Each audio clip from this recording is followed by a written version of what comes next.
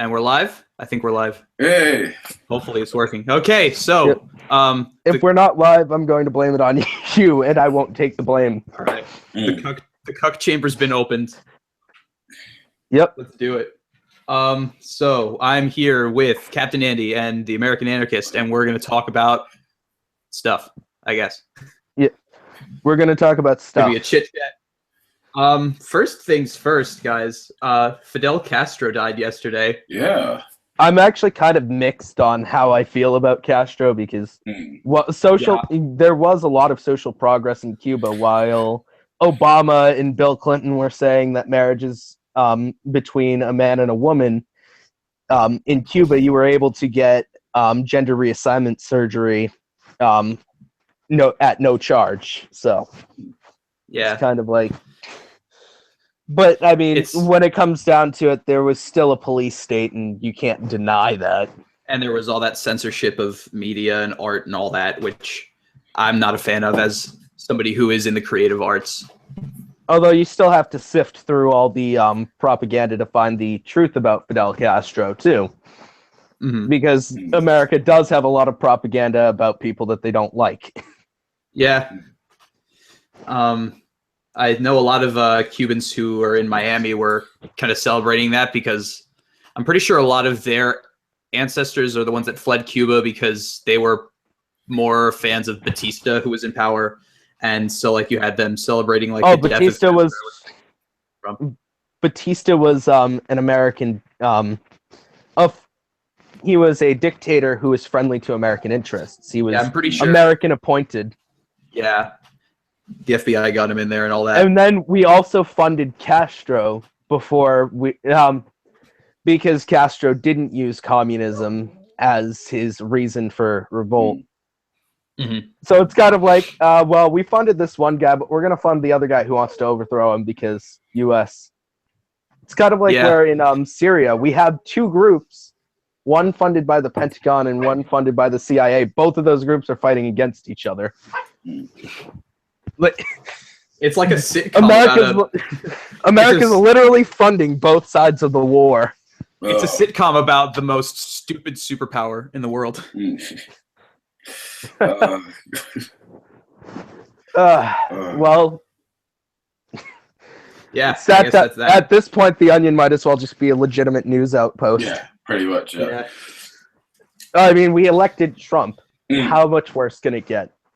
I mean, I always ask myself, oh, it can't get much worse than this, but then it gets categorically worse. Yeah. Every time. And I'm really... After Trump was elected, one of my friends got called Doon-coon several times by some racist asshole and said, Trump's going to deport your ass. The kid was born in the next town over, Leominster. His mother was born in Jordan and his father in Palestine. # make Israel Palestine again. Yeah, I'm immediately going to throw that out there. Yeah. I mean, a lot of people have been calling me anti-Semitic because I'm not a big fan of what Israel is doing. Because what they are doing to Palestine is they're essentially invading. It is imperialism. I mean, I think we need at least a two-state solution. If not, I'm not saying we kick out all the Jews out of the Gaza Strip. That would be fucking insane, horrendous. It wouldn't be any worse than, it wouldn't be any better. Although I was going to say that, and then I'm like, actually, it is a little bit different. It's more like the Native Americans kicking the white people out of the U.S., the Mexicans kicking the white people out of the U.S. because technically they actually were here first. And now we won't let them back in. Yeah. He's not going to build a wall. He's going to build a second layer of fencing. Do you know who was in favor of that?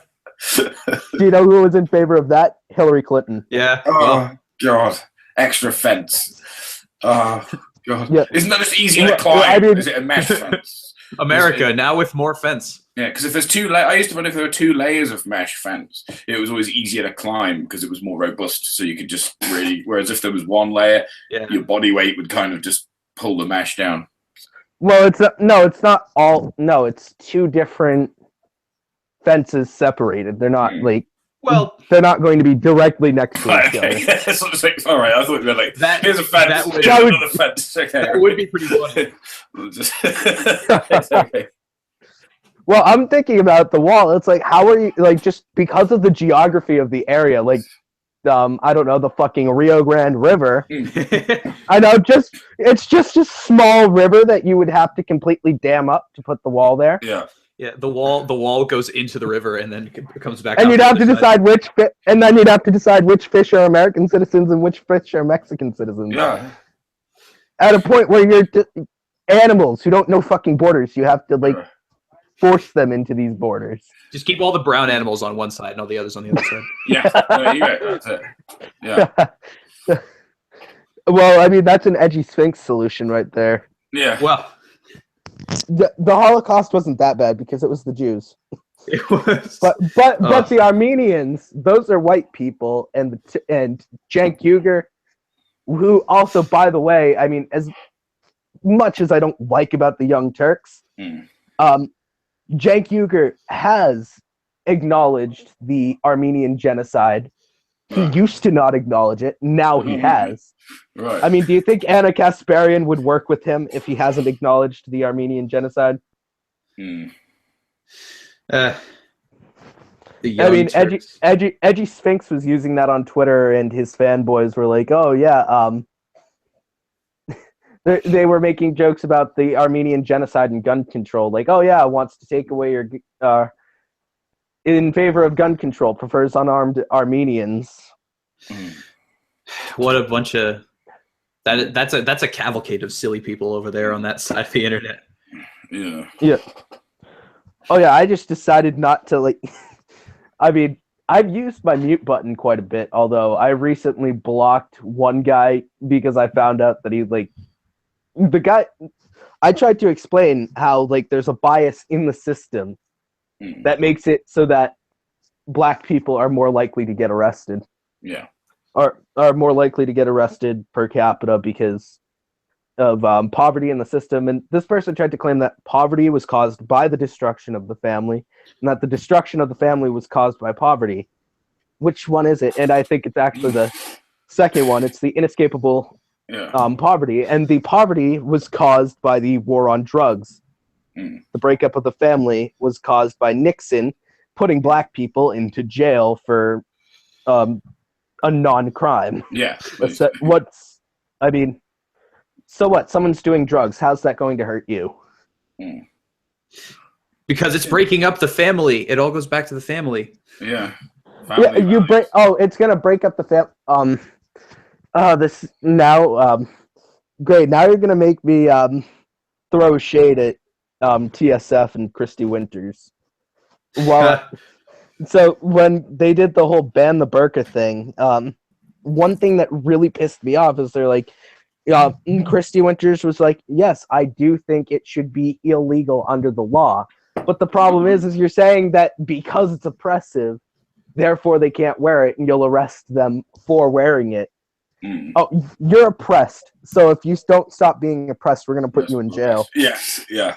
That's How the fuck does that work? And that doesn't even solve the actual problem. The burqa is a symbol of the problem, and not the actual not a symbol, a symptom of the problem.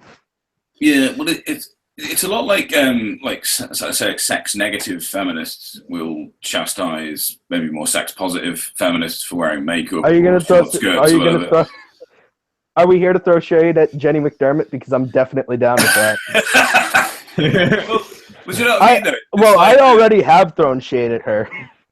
Shade throwing's not my business. I'll leave that up to you guys. Oh yes, be all neutral. Yeah. Oh, I'm such a. I make fun of both sides, guys. Yeah. I'm such a moderate. I know that. Well, I know that Andy doesn't like TSF all that much.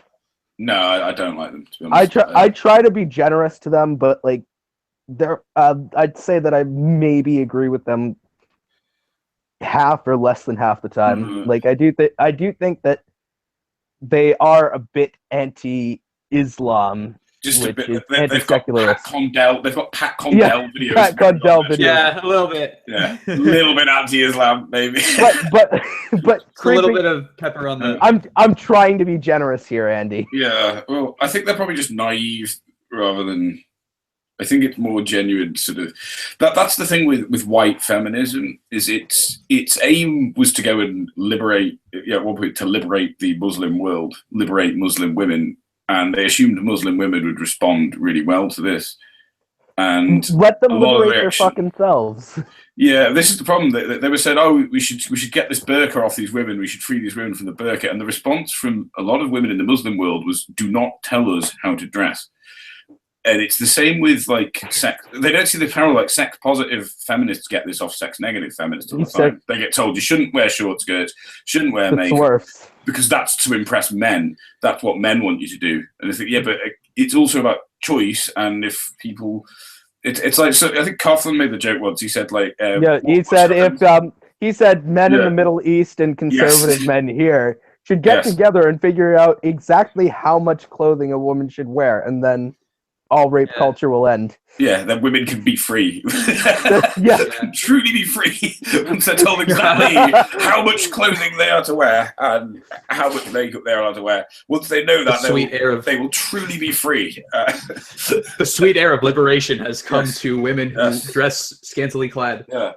Thank you, Ben, for telling us. Funny enough, so I found out that someone that I've actually personally talked to now has been on Kevin Logan's Descent of Man Osphere, and it was the most recent entry. Oh, that guy. That satiritician. Steampunk guy. Yeah, oh, God. When I was on that stream, I kind of sat there like, oh my God, I need to get fucking pissed. These guys' names are just getting crazy now. Yeah. You know what's funny? He calls himself the satiritician, but I don't see any satire. No. It's just him calling women ugly cunts, ugly bitches. That's a video idea I have. It's like people always tell me, like when I made.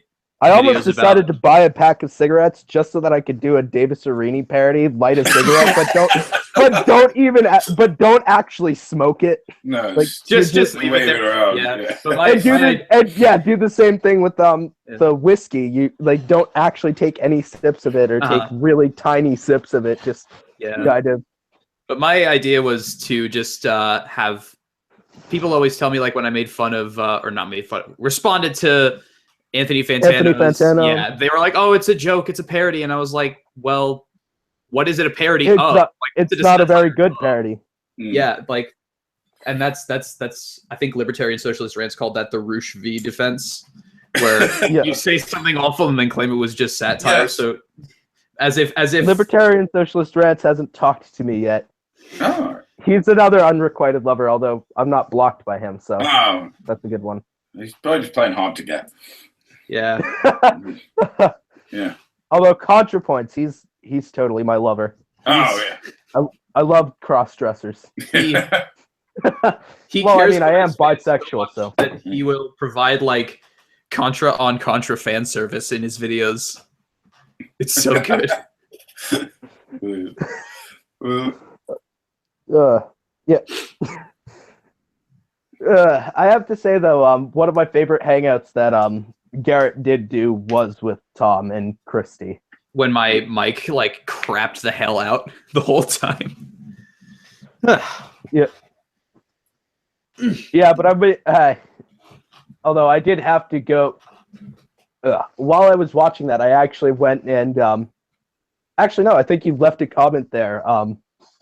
And I actually left a comment under that comment under my real name and said, "Oh yeah," or no, I think so. Or no, he's made a comment about how there were 2 4-hour hangouts in the same day.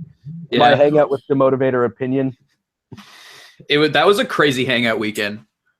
Yeah, like there was just so much quality content that came out of that. You know what's funny is I didn't plan it to be on that day, but yeah, he's like, "Oh yeah, time to start," and I'm like, "Crap, I have to stop watching Thom, Avella and Garrett. Come on." Although I actually learned who the hell you are thanks to Garrett. Yeah, that was a nice thing of him to do.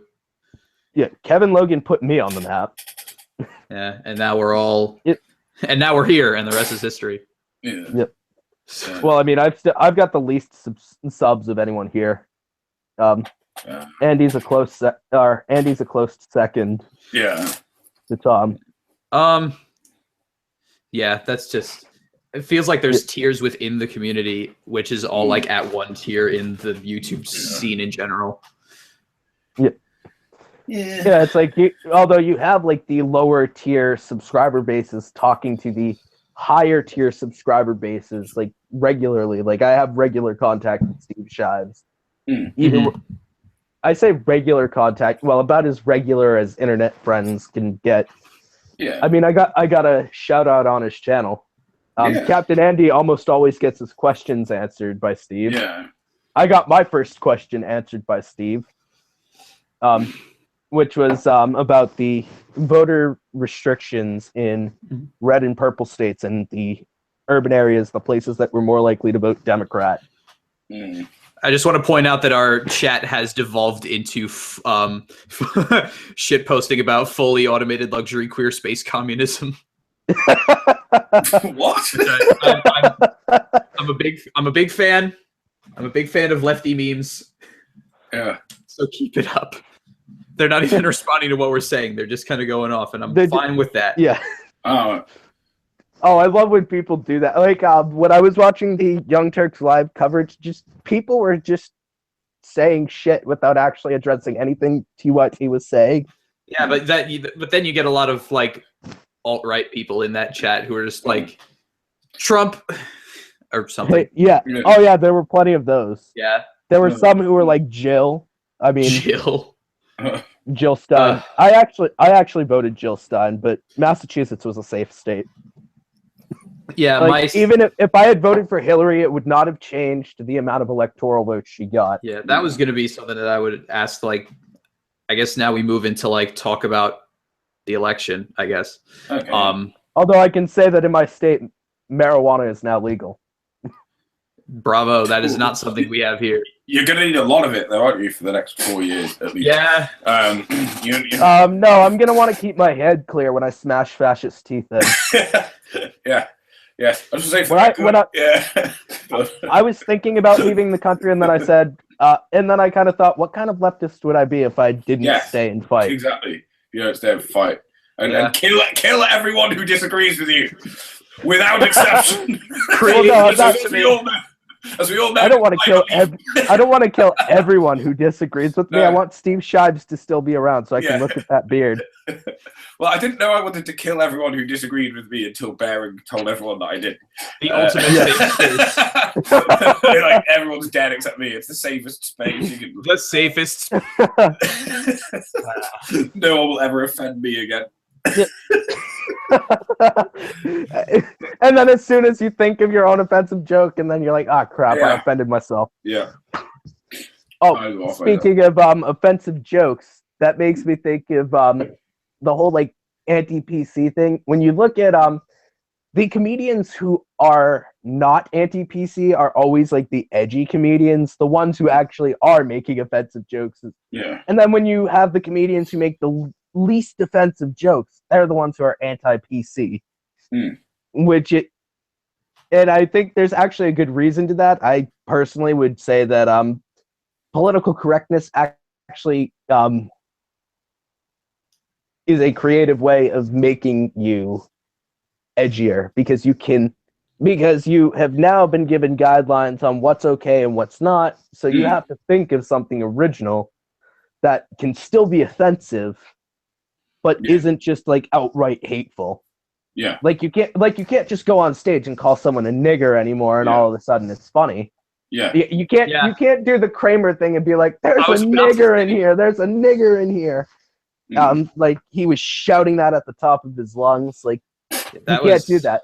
Dave Chappelle performed in the same arena after that happened, arena venue, and then he's like, standing in this venue, I look at that and I can't stop thinking to myself, Kramer fucked up. Yeah. Oh, and his SNL monologue was hilarious. I see white people rioting, and I'm thinking, amateurs. But he can say that because he is one of the affected parties. He's not some white guy trying to claim that black people riot all the time. He's playing off of that thing that white people have given. And then here's the thing too, is I think that when it comes to riots may not be the best way to get things done, but they shouldn't be in a system where they feel their only recourse is to riot. Yeah. Uh-huh. Yeah. I mean, that's what it's come down to in a lot of cases, is that it's like when Black Lives Matter blocked the street. One of my friends, I just kind of got pissed because he was like, "Oh, Black Lives Matter, they've gone too far when they defaced Confederate graves." For what? It's like they defaced Confederate graves, and then he started talking about how they block roads, and then I'm like, of course, it's like, so take a detour. For fuck's sake, like, go around, yeah. Do you want to have some? And then I'm kind of thinking, well, good on Black Lives Matter. Yeah, I think they should have been doing that sooner, because if you want change to actually happen, you have to put the problem in everyone's face. Yeah, you have to put a spanner in the works.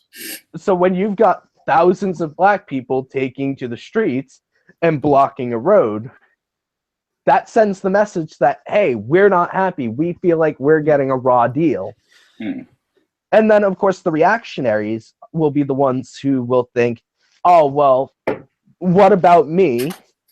And then you'll have the people who actually have sympathy, and they might see, maybe we should hear them out. We should see what they're trying to get done, which... My only problem when it comes to Black Lives Matter is that I don't think they take things far enough, and I think that they're too liberal for my tastes. I don't think that they're like this extreme group. I don't think they're black nationalists or black separatists. Yeah, and the other thing is that they're not a complete group. They're not really like organized in the way that like the Black Panther Party would be. It's just kind of it's more of a slogan that people get behind, and it could be anybody from like it's a hashtag, basically. Yeah, it could be anybody from like, you know, moderately center people all the way over where we're at. Yeah. So it's well, I know Andy's probably not going, but Tom, do you think you're gonna go to Disrupt J20? Remind me what that is again? J20? It's a protest of the Trump presidency. Being there to protest at the inauguration. Oh, I might actually be up at school then, but I would definitely be there if I could. Yeah. I mean, I'm not like, you know, but I mean, it would be really interesting just to be there, not even as a protester, because it's going to be like, it's going to be calamity. Like, is this when he formally takes residence in the White House? Yeah, they have a ceremony in January. Because wasn't George W. Bush the first president in history not to be able to make the walk to the White House or something, because there was so much protesting going on?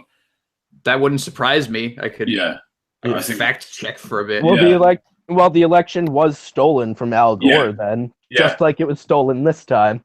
Yeah, so I mean that's got to happen again, basically. You know, I mean there has to be so much. The thing is I would still be trying to fight if Hillary was in there, but I feel like I can get more. Yeah. I mean, I think that there is a bit of a silver lining with Trump in. I mean, I wouldn't have voted for him because I think accelerationism is dangerous and poses a threat to the people that it's supposed to liberate. Yeah. But if you're in a situation where accelerationism has been forced, you can't back out of it. You've got to try and make something of it. You want to keep it from falling into you want to keep it from falling into fascism, because that's what happens is when it comes down to it, I think ContraPoint said it in like a way that I was thinking, where you either, when you get calamity in a system, in a neoliberal system like this, it either falls into socialism if the organization is united by class, and fascism if it's organized by race. Ah, yeah. Mm-hmm. So if you let the reactionaries take over in calamity, like apparently there were some bad things about the Obama presidency. He could have done better. He had the chance to do things that he didn't do, but he went new way, like all of these Democrats have been since Bill Clinton got elected. So actually, it really is only Bill Clinton and Obama, but yeah, because before then, the last Democrat president was Jimmy Carter. Yes. Yeah, that is but true. Then after that, Reagan completely gutted the New Deal, and then Clinton came in. He repealed Glass-Steagall, which then allowed the banks to basically free reign. They could take money that you put in that you didn't put in for investment, and they could use that to gamble, essentially. I forget the exact term for it, but that's essentially what they were doing. They were allowed to gamble with other people's money, and when you gamble with other people's money, you're not as careful as you are when you gamble with your own money. If someone gives you $10 and they say, go take this to the lottery or take this to the... Well, I mean, a casino would be more than $10, but I don't know. Let's say, Andy, someone gives you 1,000 quid and they tell you you can use that at a casino. Are you going to worry if you lose all of that 100 or all of that 1,000 quid? Yeah, exactly. Although 1,000 quid isn't that much after Brexit. No. Oh, God, no. What's that, like about 50 cents now in America? Yeah, I see all these keeps going down. All these British companies that are advertising like take advantage of the weak pound and everything's so cheap now, and it's just kind of like good business for them, but it's also kind of sad.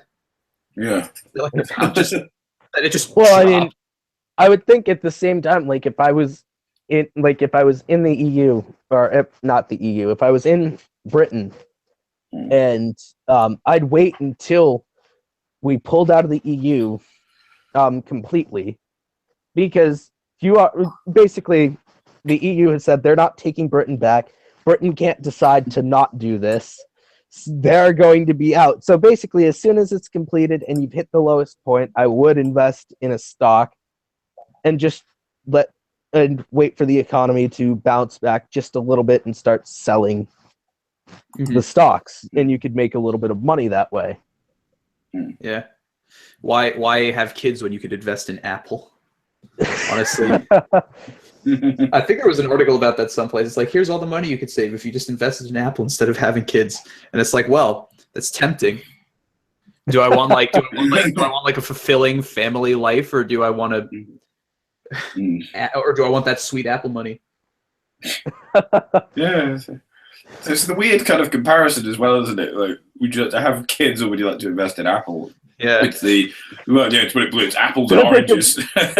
Yeah. I'm pretty sure you can do both. Yes. Well, yeah, if you have enough money. But if you do one instead of the other, it would be. You could invest in Apple, then have kids, because then you'll have some spare money to raise kids. You'd have thought, yeah. It's weird, like I've heard of people, say, "Oh, I won't have kids, I'll just adopt," or "I won't have kids, I'll just get a dog." But it's quite a stretch to say, "I won't have kids, I'll invest in Apple." Would you rather have? Yeah. Would you rather have financial security? And like, what happens if Apple finally like fucks up on their new products and just tanks, like the new MacBook where they got rid of like all the USB ports for some reason? Something. Oh, right. I don't know. I don't buy Apple products. Yeah. I'm on my phone's a Samsung S5. Yeah. I didn't get the S6 or S7 because they didn't have an SD card slot, which I thought that was a terrible idea. I mean, it's even worse of an idea for a laptop, though. Yeah, like to have no USB slots. There's no USB ports and there's no SD card slot. And like now, if you want those, you need to buy a bunch of dongles, which is my favorite word in the English language. Dongle. Yeah. and there's no headphone jack on the iPhone 7, which also requires a dongle. Oh, go and have a dongle in your phone. Oh, that was so irritating. Yeah, no, you have to plug the headphone jack into the charging port through like an adapter dongle thing. Or you can buy a Bluetooth headset like I have. Plug for Skull Candy. Hashtag not sponsored, just an app. No, just a consumer. Did you ever see that video by The Onion? It was called Apple launched the new iWheel. And it was just a wheel. There was no, like, the whole thing was just a wheel that you turn to do everything with a wheel. Like, there's no keyboard, no mouse, just a wheel. My favorite was there was a college humor video called The Apple Eye. And it's literally just a sphere, a shiny sphere with a power button on it, and it's like huge. It's big, it's shiny, it's crystal, it's. But college humor, scary SJWs, says TJ. Oh, God. Although Adam Ruins Everything is a good show, which also originally went through college humor. Mm-hmm. But yeah, I mean, I find it funny because even like I live in a pretty conservative family, like with the exception of some people in my family, some of the younger people, like my grandmother voted for Trump. Yeah, so it's like, even they, like, these are people who will get all their news from Alex Jones, but even they don't use the word SJW. Like, they've never heard that word. Oh, look at them. Yeah. I just get... Yeah. Yeah, go on. Alex Jones only just recently found out about social justice warriors, and it was perfect for him because he thinks everything is a conspiracy, and so there's just a new one to add onto the pile. Got the documents right here. like piece of paper. I mean, I think my great aunt might have actually heard the term SJW, but she doesn't use it because I know that she watches Steven Crowder, who has the most punchable pretty boy face I've ever seen. Nah, for me that's Hunter Avallone. Oh, well, I mean, he's a close second. Funny that he. I mean, I wouldn't punch him just because he looks too much like a kid to me. Yeah, he actually Crowder used to voice. He used to voice Brain on Arthur, which is funny. Really? I think Rational Wiki pointed that one out. Oh, have you ever read the? I took the time once, just for the fuck of it, to read the Rational Wiki page on Dennis Prager.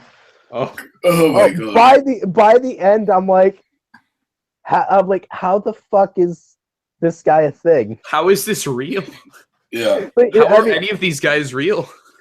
I mean, it was the same thing. Like when I first heard of Nigel Farage, I'm like, holy shit! What Yeah, I mean, I don't believe in Jesus, but I was getting down on my knees and praying for Jesus, just in the hope because I would have never thought that this person would manage to have any kind of prominence. So it's quite possible I could be wrong about my stance on Jesus. Yeah.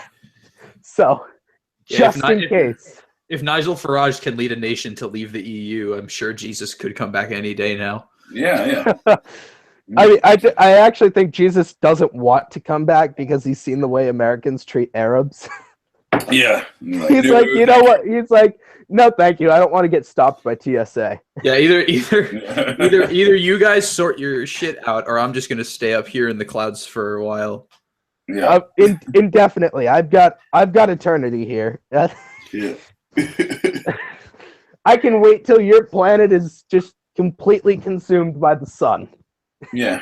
If that's how long it takes, so be it. Yeah, and then you'll all come here, and it'll be super easy to judge the living from the dead because you'll all be the dead. I'll be dead. Yeah. Well, I think Donald Trump will blow the planet up long before the sun consumes it.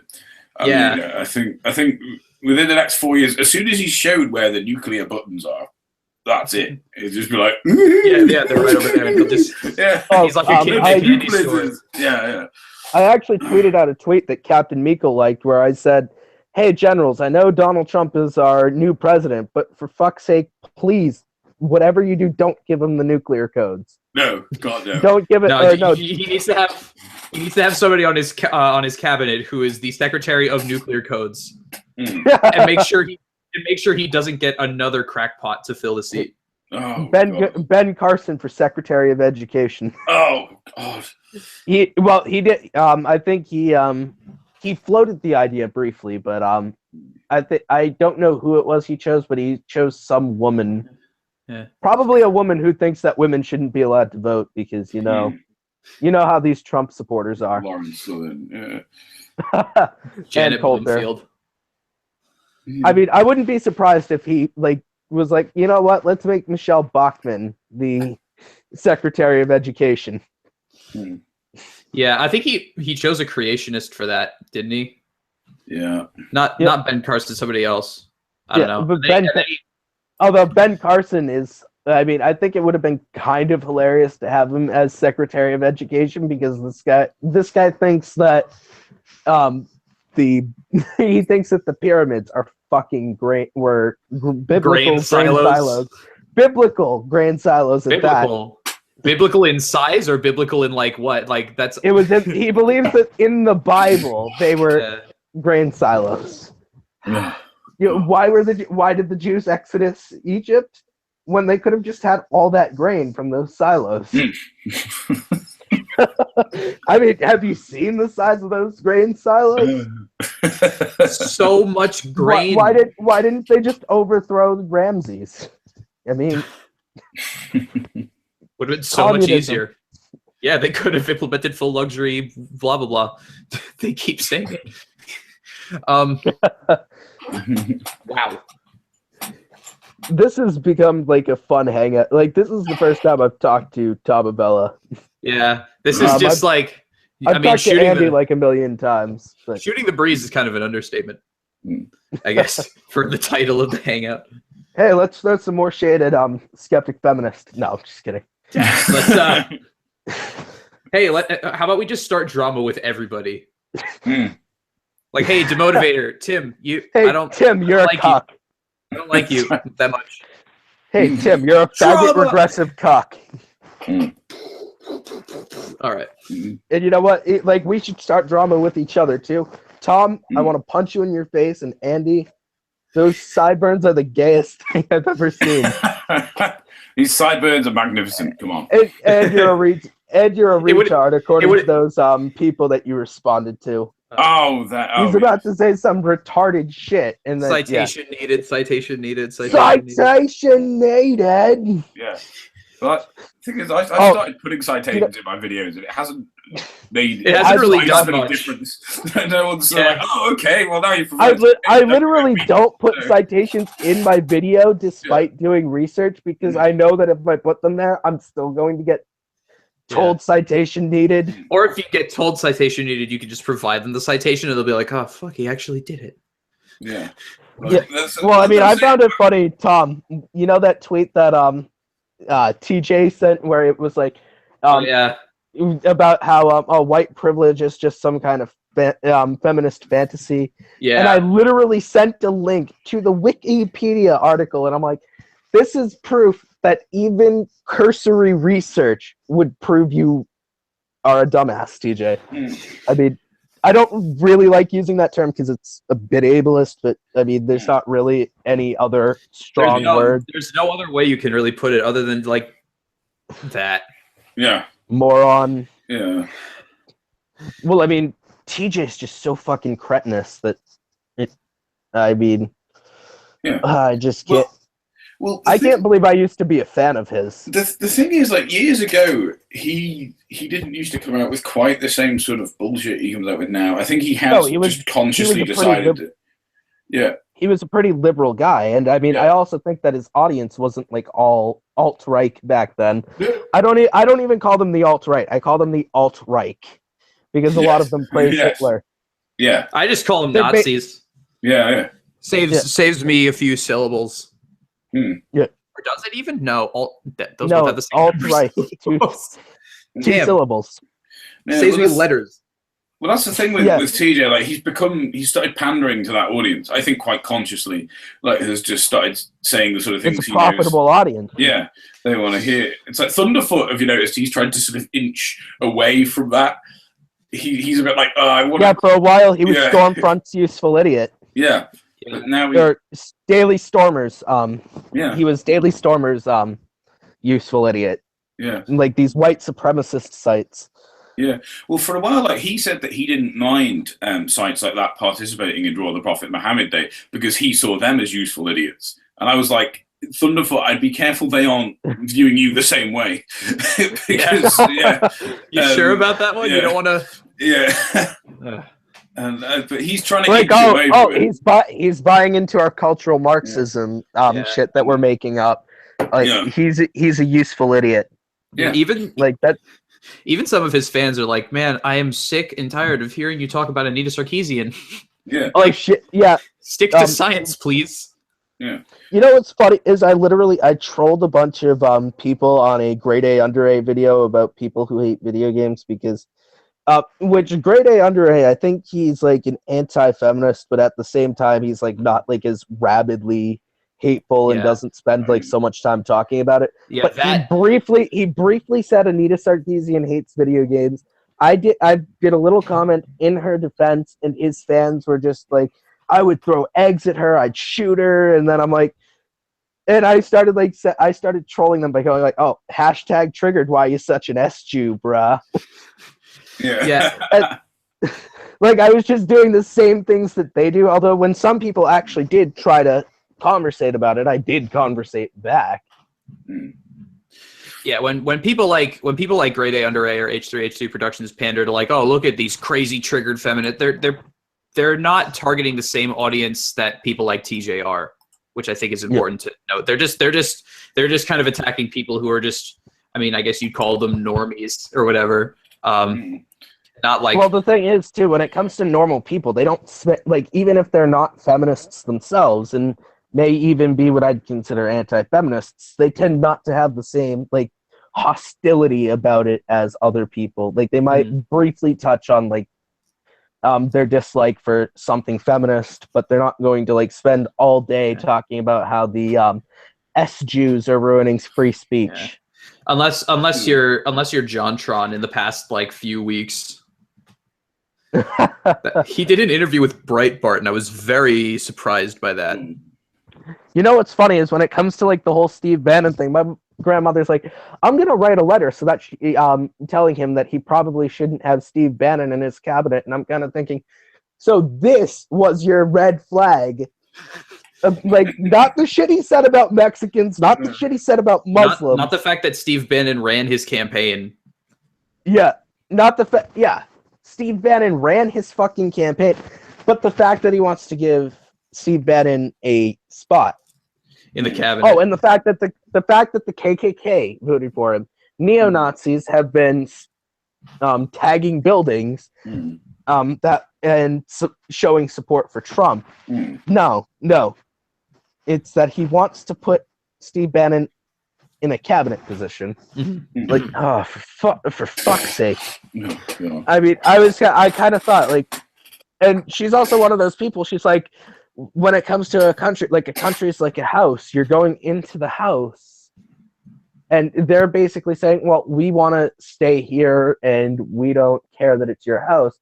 And I kind of think, well, why doesn't it, like, that, but for her, that logic doesn't apply to Palestine with what Israel's doing.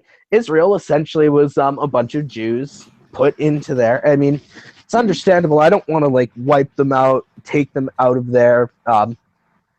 But, yeah, I mean, so it's understandable that they get, like, a little area where they can live. It was kind of like payment for World War II. It makes sense. But then to take more and more land greedily from the people who live there, that's kind of like going in your home and saying, oh yeah, going into someone's home and saying, oh, by the way, this is mine now, and pointing a rocket launcher at them, kicking them out of their house, and then when they throw a stone at the house in anger, you hit them all, you blow up the place where they're staying. Yeah. You just, yeah, it's like, and looking at the way the Gaza Strip is right now, it's definitely not like people in Palestine. Where are they going to evacuate to when Israel bombs? It doesn't matter if Israel is warning citizens of Palestine that they're going to bomb there. They literally have nowhere to evacuate to in their country. Well, yeah. Well, there's no the UN can't intervene either because Israel isn't a member state. So, but they've every two-state solution that's been proposed, like by the Palestinians. Well, I think they've proposed two-state solutions, and the UN were like, yeah, we think that's a great solution, but obviously they can't lend any authority. But America's able to veto it because because of the power that America has in the UN. The U.S. is not accountable. We can go and invade Iraq. We could go and, I don't know, invade Laos for no reason. Like, we could just decide, yeah, we want to kill all the Laotians. We could say that, but because of our power in the UN, we would not face punishment. Yeah. But, I mean, that... Well, we saw that with Iraq, didn't we? The Iraq war was basically illegal, but... it wasn't basically illegal. It was illegal. It was incredibly illegal. I'm glad you guys are more like... I'm glad you guys have a better grasp on the Palestine situation than me. Because, I mean, I will admit that's not my strong suit. I mean, it's kind of hard being like, I don't know, I'm a musician, not like a historian or whatever, you know? Well, I mean, I performed death metal, so I'd say we're in slightly different boats on our music. And he's also a musician too. Yeah, I mean, I like death metal. I can't play death metal at all. Oh, I just do the vocals for it. Yeah, I play saxophone. There's not really a place for that unless you're John Zorn or something. I mean, I remember I had a pretty good grasp on piano when I was younger. Like, I could probably have someone show me how to do it again, and I could do pretty well on a piano. Although I find it funny. Like, I'm also a big fan of hip hop too. Death Grips is one of my faves. I'm so glad my video on them did well, but now my video on Radiohead is lagging behind because it got I liked the video on Radiohead. It got double copyright claimed by XL Recordings. So there's a reason I stopped playing outro music at the end, and I mean, I was kind of like, maybe I could find maybe I could ask Andy to make some for me, but then I'm like, but it wouldn't be original, and I'd feel kind of bad because I asked him to write a song. And I could easily be like, I don't like that, and it could take a while. And so I'm like, you know what? I'm just not going to ask anyone to make a song for me. I'll get to that when I get some kind of equipment.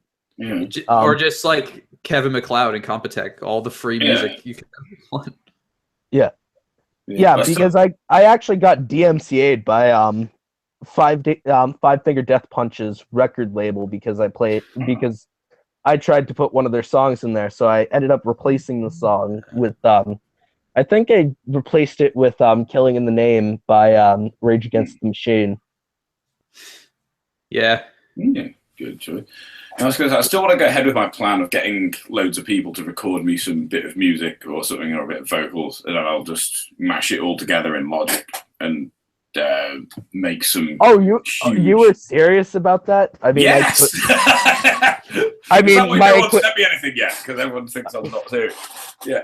Well, I mean, my equipment isn't that great, so the sound wouldn't come out. I mean, do you want me to do a death metal growl? Yeah, sure. Yeah. I'll tell you. I mean, I think that. Yeah. Just cup the mic. Just do it. Yeah, do not cup the mic. Oh. Yeah, that'll do it. Yeah. Just super clippy, super Yeah. Well, get the worst. Cupping the mic like this, it just Yeah. It ruins the sound basically. I could just go over here and just talk as quietly as possible. But it's really close. I could do it. It sounds like someone uncomfortably whispering in your ear. I could do ASMR with this thing if I really wanted to. I was hearing, I'm like, whoa, personal space, and then I'm like, oh, he's not in my physical space. Why is my mind being fucked with right here? Rest in peace, headphone users. I mean, I mean, I turned into that guy from Rick and Morty. Please don't get in my personal space. I really like my personal space. I like my personal space so much. I don't even want this skin. It's so tight and in my personal space. And he just ripped his skin off in the thing. It's like I just turned into that guy when you like cupped the mic. I was like, oh, yeah. I can get here and talk as quietly as I want to. Yeah. Well, I find that if I'm in a nightclub or something, sometimes there's always someone who really wants to say something to me, and it's dead loud. So they come right up to my ear and start yelling in my ear, and I can't hear them. That doesn't make it any better. That just means my ear is now put in bit, whenever and a load of air is blasted into it. I'm like, I can't fucking hear you.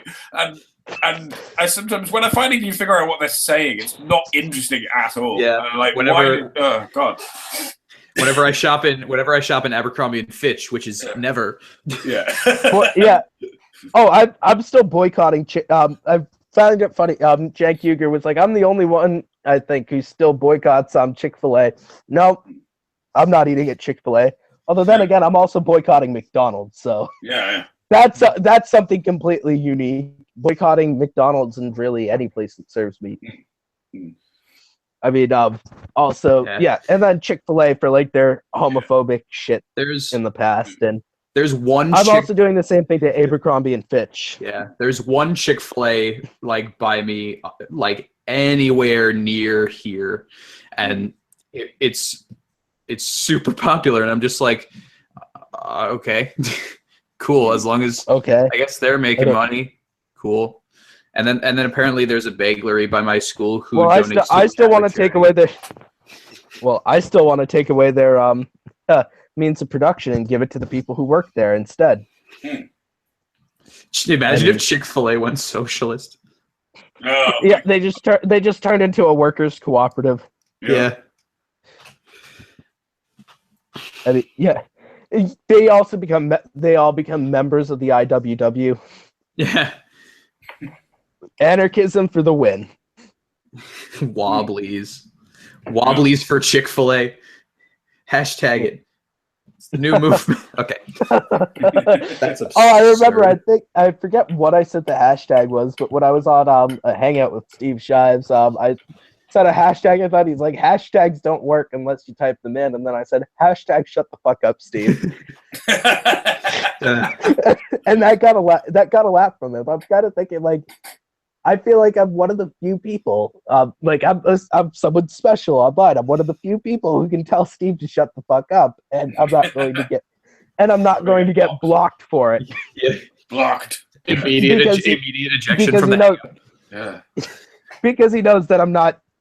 Because he knows that I'm not like doing it to be an asshole. He knows I'm joking.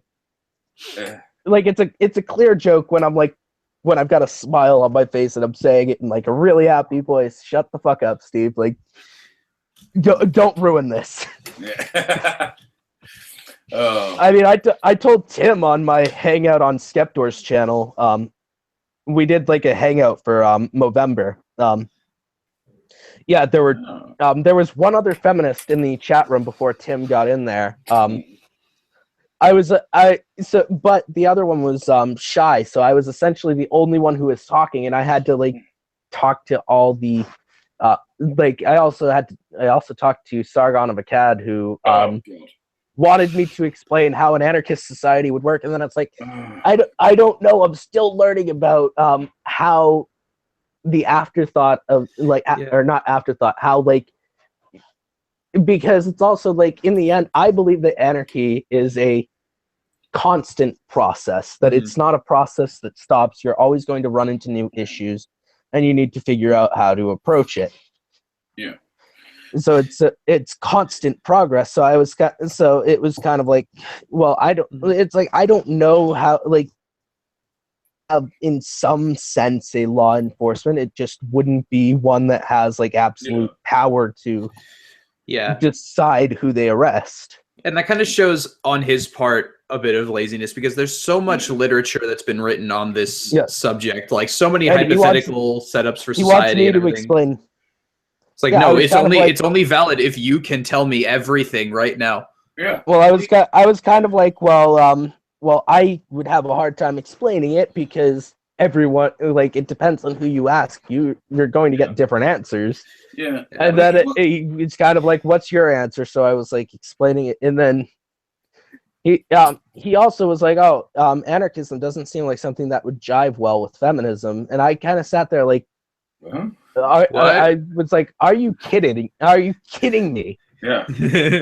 I mean, it's like, I can't be dismissive of feminism. Like, if you want me to just say that I'm an anarchist and not call myself a feminist, yeah, sure, I might just stop calling myself a feminist, on like a semantic thing. But at the same time, I would still side with feminists. Like, that wouldn't stop my siding with feminists. But why do people think there's a clash between anarchism and feminism? Because those idiots I responded to in that video seem to think the same thing, but they never explained why. They just seem to think it's hilarious, the idea that someone could be an anarchist. Because feminism is about... Because apparently to them, a feminist is someone who... he wanted me specifically to explain anarcho-feminism at first, so I kind of explained how they mix together, and then he's like, oh, so it's like intersectionality. Yeah, I'm like, okay, I'm glad you get that concept. And then he wanted me to explain what to do, and then it's like, I don't know. I'm still trying to decide. I'm still reading the relevant literature to this. Yeah, well, this is the thing. Like, why do you... Yeah, he wants you to explain it to him because he has this huge self-importance. Like, he thinks everyone else's job is to sort of drop whatever they're doing and tell him things that he can't be bothered looking up himself. And then me and Tim basically started picking on his whole feminists for autism thing, where I told Tim he better not dox my autism on there, and then he's like, American Anarchist is one of your one of those feminists for autism that you were going on about. Yeah. Yeah, he needs treatment for his autism. Yeah, but this is the thing. I mean, Sargon's got like hundreds of videos up on his channel. He's very much sets himself up as this knowledgeable character that everyone should be listening to. He very much welcomes this influx of subscribers, and then he's sitting there saying, like, by the way, what's this? What's that? Can you explain this? He hasn't even like, maybe you should. In many ways, if you're still a learner, he can't even look at the fucking Wikipedia articles. I mean, I almost was like, just literally look up anarcho-feminism on Wikipedia, and you'll get a decent idea of it. It's going to be very reductionist, but at the same time, it's not going to be like off. It's not going to be inaccurate. It'll give you a bit of an overview of what it is. It's the same with Shoe on Head. I mean, she was arguing with me a while ago, saying, because she'd been pulled out for her video excluding non-binary people. And she said, look, I'm still learning about this. I'm still learning about it. I was like, yeah, then maybe you shouldn't make fucking videos about it then until you've actually learned about it. And worse still, when you do make videos about it, don't make them in this really cocky, authoritative, condescending manner to people that do know what you're talking about. That's what irritates me. It's fine if you just want to, I try to have a clear division. I try to have a clear division between my opinion videos and my analysis videos, my response videos, my troll videos, where I had 2 troll videos directed at Bering, which actually managed to get his attention. Yeah.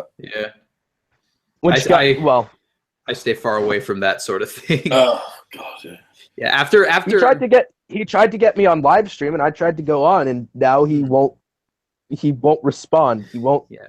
He won't tell me when we can have it set up, because I'm perfectly willing to go on and it's like, okay, give me the legitimacy, because that's the way I see it, because he's a bigger YouTuber. If I was a bigger YouTuber than him, I would still go on his channel, and I just wouldn't tell my subscribers that I'm going on to his channel. Yeah. Mm-hmm. So I try to literally just be on a channel with only his subscribers. Because the way I see it, he's giving me legitimacy by saying, oh yeah, this is a person who I think who I am willing to talk to. So I think to his own audience, he'd be giving me legitimacy. And then I could kind of just really point out what I think on his channel. And I mean, also, he tried to call me a bully because I said, fuck you. Oh god. But he can call feminists stupid fat cunts. Yeah. Calls Christy Winters fisty splinters. He can totally dish it out, but he cannot take it whatsoever. He is very, very sensitive to being called dumb as well. Yeah. Did you know how vitriolic he got with Christy Winters when she left a comment saying he was dumb? I was like, wow! I was like, where the fuck did that come from? It's like someone called you dumb. That's it. That's like schoolyard stuff. Come on, that's it's very telling that he's as sensitive as he is to being called something like that. Yeah. He's very sensitive to being called a bully too. Yeah. And I think it's because it makes him think. I think it's because it makes him think. Maybe what I am doing is bullying. Yeah. And he doesn't want to think of himself as a bully. He doesn't want. He doesn't want to have this image of himself as a bully, and he doesn't want other people to have this image of him as a bully. So he gets defensive about being called a bully. Yeah, exactly. He thinks he's some sort of righteous crusader standing up against something. And it's like, you really aren't. You're just someone who's playing into a load of prejudices a lot of people already have. You're not challenging anything. You're confirming a lot of prejudices, misconceptions. I find it funny that half of my followers on Twitter are anti-feminists and right-wing libertarians. But they don't like blow up my feed with like tweets with like contrarian tweets. So I just don't block them because I can't be bothered if that's the case. I can't be bothered to try and see who is someone I disagree with and just block them in case. I'm not a proactive blocker. I'm a reactive blocker. There's always that one guy who kind of hops into your mentions, and like every time you tweet anything, he'll just be like something regressive, and it's like, well, what's your point here? What is your purpose? Why? What's your angle? What's your angle? What are you trying to sell me here? It's like, okay, bye. Yeah. Block, and then they get upset. Block. Yeah. It's even funnier if you mute them and later look at their tweets and find that they've been tweeting at you, but you haven't gotten anything in your feed. It's a bit sad. It's a bit sad. Yeah. It's like they're shouting in the void, and they didn't even know that they were shouting in the void. Well, there's some sort of complexities as well with Twitter. Like, if you block certain people, you won't see their tweets, but you might see other tweets that other people have sent to them that reference you. Like, I get those sometimes. Someone's mentioned me to someone else, but the person they've mentioned me to is someone I've got blocked, so I've no context. I get the notification. I've no context at all for what they're saying, though. So, just like... Well, I mean, I find it funny because when I sent out a tweet like, I'm hashtag followed by Steve, and someone's like, oh, well, I'm blocked by Steve. And I'm like, okay, so why are you pissed about being blocked by Steve if you hate him? Yeah. It's like, I mean, I get annoyed when someone like I blocks me, but it's like if Donald Trump blocks me, I'm going to take that as a victory. It's badge of honor. I was blocked for 3 weeks by Trump, and Trump threatened to sue me at one point when I was only 17. So. Oh, yes. Well, the thing is... It's the only way these people know how to react to anything they disagree with is to shout a lot at the person they disagree with. They have no other ideas. Like, they don't think maybe I could make some of my own videos where I explain why I disagree with this person. Or even if they do make their own videos, it's just them responding, like chopping up the video and interjecting with their views. You're not getting any, that's all they know how to do, is to just angrily shout at the person. They don't think, well, maybe I could... do videos of my own where I bring in some ideas from, this book I've read or that book I've read or anything like that, or, or maybe appeal to certain, writings by certain learned people, anything like that. Just, all they know to do is shout and shout and shout and shout at the person. When they get blocked, they're like, what? That was the only thing I knew how to do, and I can't do it anymore. How did this happen? Yeah. What am I going to do now? How this happened? It's like, okay, I'll stop shouting at you. I'm still trying to get myself blocked by TJ. Like, I'm always sending tweets calling him a hypocrite. I think I called him a con artist and told him the apple doesn't fall far from the tree because his father was arrested for, I think, fraud. Yes, his father did jail time for fraud. Yeah. Mm-hmm. Yeah. And it's like, well, I mean, TJ, it's funny because he's like, Anita Sarkeesian's a scam artist. And she pockets the money, which one, she doesn't. The money actually went where it was fucking supposed to. Like, that's the one. It's like, there's many, like, there are legitimate criticisms you can have of Anita Sarkeesian. That I may not necessarily agree with those criticisms, but those are areas that you can definitely criticize without just, like, lying. And you choose to go with the one that's a lie because it sounds better. Like, to say that, oh, she's pocketed the money. Well, no, she was transparent on where the money went. In the end, it comes down to bad bureaucracy. Some people are like, oh, she said she was going to make these videos. Well, she did. She made those videos, but she combined some of them, changed the names of some of them, and did them in different orders than the way she said she was going to. Sometimes that stuff happens. I mean, I said like 5 videos ago that my next video was going to be a Rick and Morty video, and I still haven't done my video on Rick and Morty, on one of their episodes where they're talking about slavery with extra steps when it comes to his car battery having a mini universe where everyone in the universe produces power and he takes 80% of the power. You haven't made it yet because you're a liar, obviously.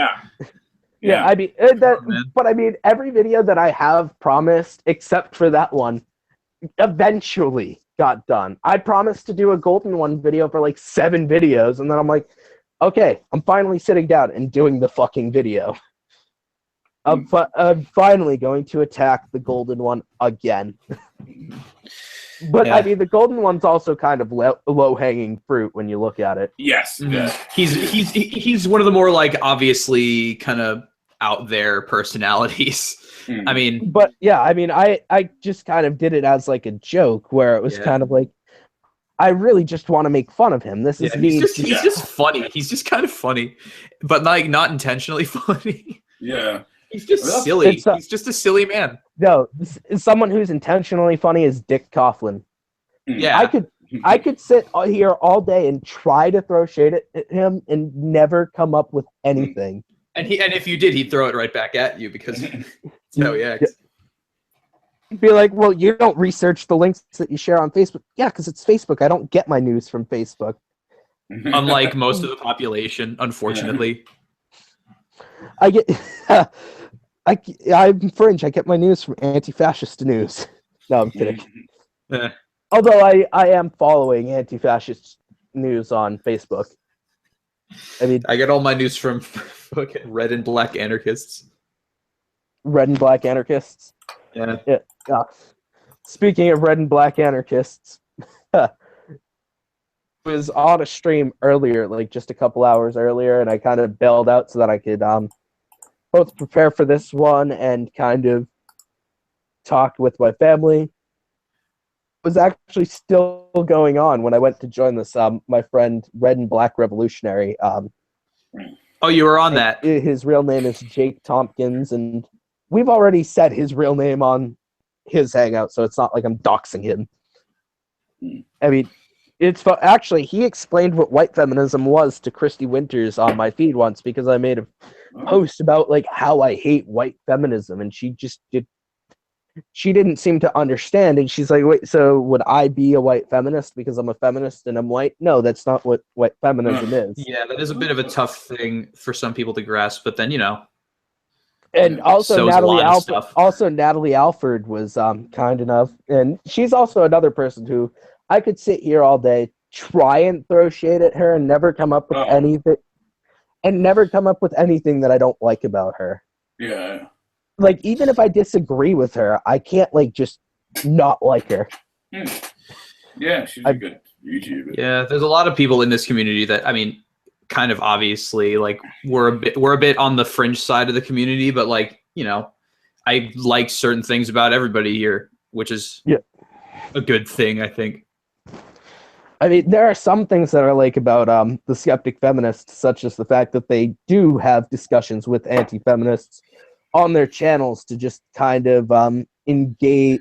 Yeah. I do respect people engaging with the other side to either show like how bad like the other side actually is, and occasionally holding their feet to the fire. I do think that they could have done better with Baring, though.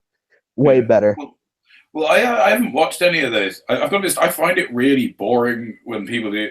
I'm actually quite the opposite. Like, whenever I see something come up with my feed, like such and such a person is going to have a discussion with Sargon of Akkad or whoever else, I'm just like, oh. So I'm guessing really? you didn't watch my hangout with Bane666AU then.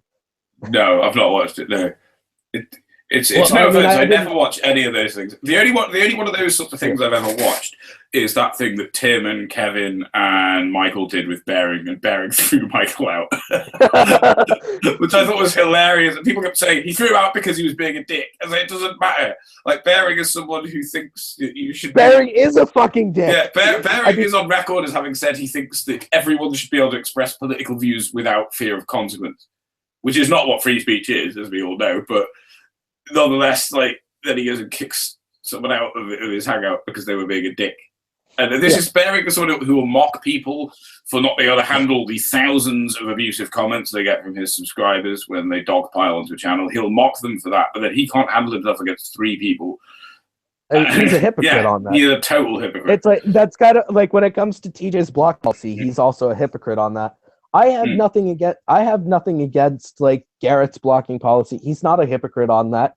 I have nothing against Steve's blocking policy because he doesn't chastise people for blocking other people. Yeah, exactly. Yeah. And what's funny is that people have tried to chastise me for blocking like their friends or something, and I'm like, I'm not a fucking hypocrite about it. I block whoever annoys me. I block who I don't want to talk to anymore. Yeah. Yeah. And while I may do it on a more individual basis than someone like Steve Shives, who uses a block bot, which is perfectly fine. I mean, it just kind of, it's a preventative wall there. Yeah. Like, it's because I think one of them he uses is like Block Together, which lets you subscribe to other people's block lists. And that way, other people who have other people blocked, you can kind of like know, like if someone subscribed to my block list, they'd have Goodfella on their block list. Yeah. I think Goodfella is the only person I've ever blocked preemptively because it's like I just don't want to talk to him. I mean, Sargon of Akkad, I just kind of follow him to see like what kind of stupid things he says. And then I've tried to like get him to like respond to me. I think one of the he's only ever responded to me twice on Twitter. Once was when I was like, libertarian socialist rants completely ripped into your petition against social justice forces. Oh yeah, what I had told. So I had made a post about how Sargon of Akkad tried to basically say that if you're a feminist, you can't be an anarchist, and I basically responded with, you can't be an anarchist if you're not a feminist. Yeah, pretty much. Someone left in the comments on that. You should have asked it. You should have responded with, "How's that petition to universities to ban social justice courses going?" Yeah, I would like to bring that up every once in a while. And they put quotes on that. Yeah, like, I mean, you had the best. I mean, I think Sargon had like the best response though to like your question and the questions for anti-SJWs. Yeah. Video where Sargon was just kind of like silent because he got it. It was a joke to make fun of him. Where like TJ was like, "Oh, it made more sense when we did it." It's like, yeah, did you even need to like make a response to that? That's the thing. I don't really kind of like to revel in all this drama stuff anymore, just because I had enough of a taste of it after that video went up and like everybody and their mother responded to it that I was just like, okay, well, I guess that's what happens when that, I don't know, it's cool. Yeah. Like I feel like I'm probably one of the only people in this sort of feminist, whatever you want to call it, place on YouTube that hasn't like been super addressed by the big guys, except like Edgy Sphinx. Well, I mean, he's a bit of an outlier. I haven't been super addressed by them either. I mean, TJ TJ's never said a word to me. You've had more contact with some of these guys than I have, though. You know. Well, I mean, I've been on YouTube. I mean, I was originally on YouTube under my real name. I've been here since I was 16. I knew what I was getting into when I was 16, too, coming in to advocate for feminism. Although I wasn't an anarchist when I first came on, soon after discovering libertarian socialist rants, I started doing research into anarchism. I'd already done some research into Marx before then. And I mean, trying to get out of like my inner conservative was much harder with like reading Marx than it was reading Kropotkin, where it was kind of like, well, I do think that we need to be more compassionate, but I don't think government is necessarily the best answer to doing so, or expanding the government. The thing about a lot of Marx is that he can be kind of difficult to understand a lot of the time. Yeah, I mean, it can be interpreted many different ways. Yeah, I mean, you've got libertarian Marxists, you've got Marxist-Leninists, Maoists. Yeah, you got tankies. Well, I mean, most Marxist-Leninists and Maoists are tankies. Stalin was a good anarchist who did nothing wrong. Hey, Jesus was the first anarchist ever. Nice. Yeah. I mean, yeah, tell me how he would have voted conservative when he was all about giving back to the poor. Sure, he wasn't necessarily the most pro-gay person or pro-woman person, but I mean, compared to like the time that the Bible supposedly takes place, I mean, that was definitely a nicer view of poor people than anyone else. For being born in 4 BC, he was still relatively progressive. Yeah. Yeah. I mean, it's also, you know what's funny is I've run into like modern day anarchists, or I call them manarchists, who are like, well, I don't like this liberal third wave SJW feminism because it's not Emma Goldman's feminism. Are we reading a different Emma Goldman feminism here? Because Emma Goldman's feminism was essentially third wave before third wave was a thing. Yeah. I mean, she was one of the first people to acknowledge, maybe gay people aren't that bad. And you know what? Being bisexual, I can definitely appreciate that. Yeah. I mean, I think. Yeah. Thank you, Emma.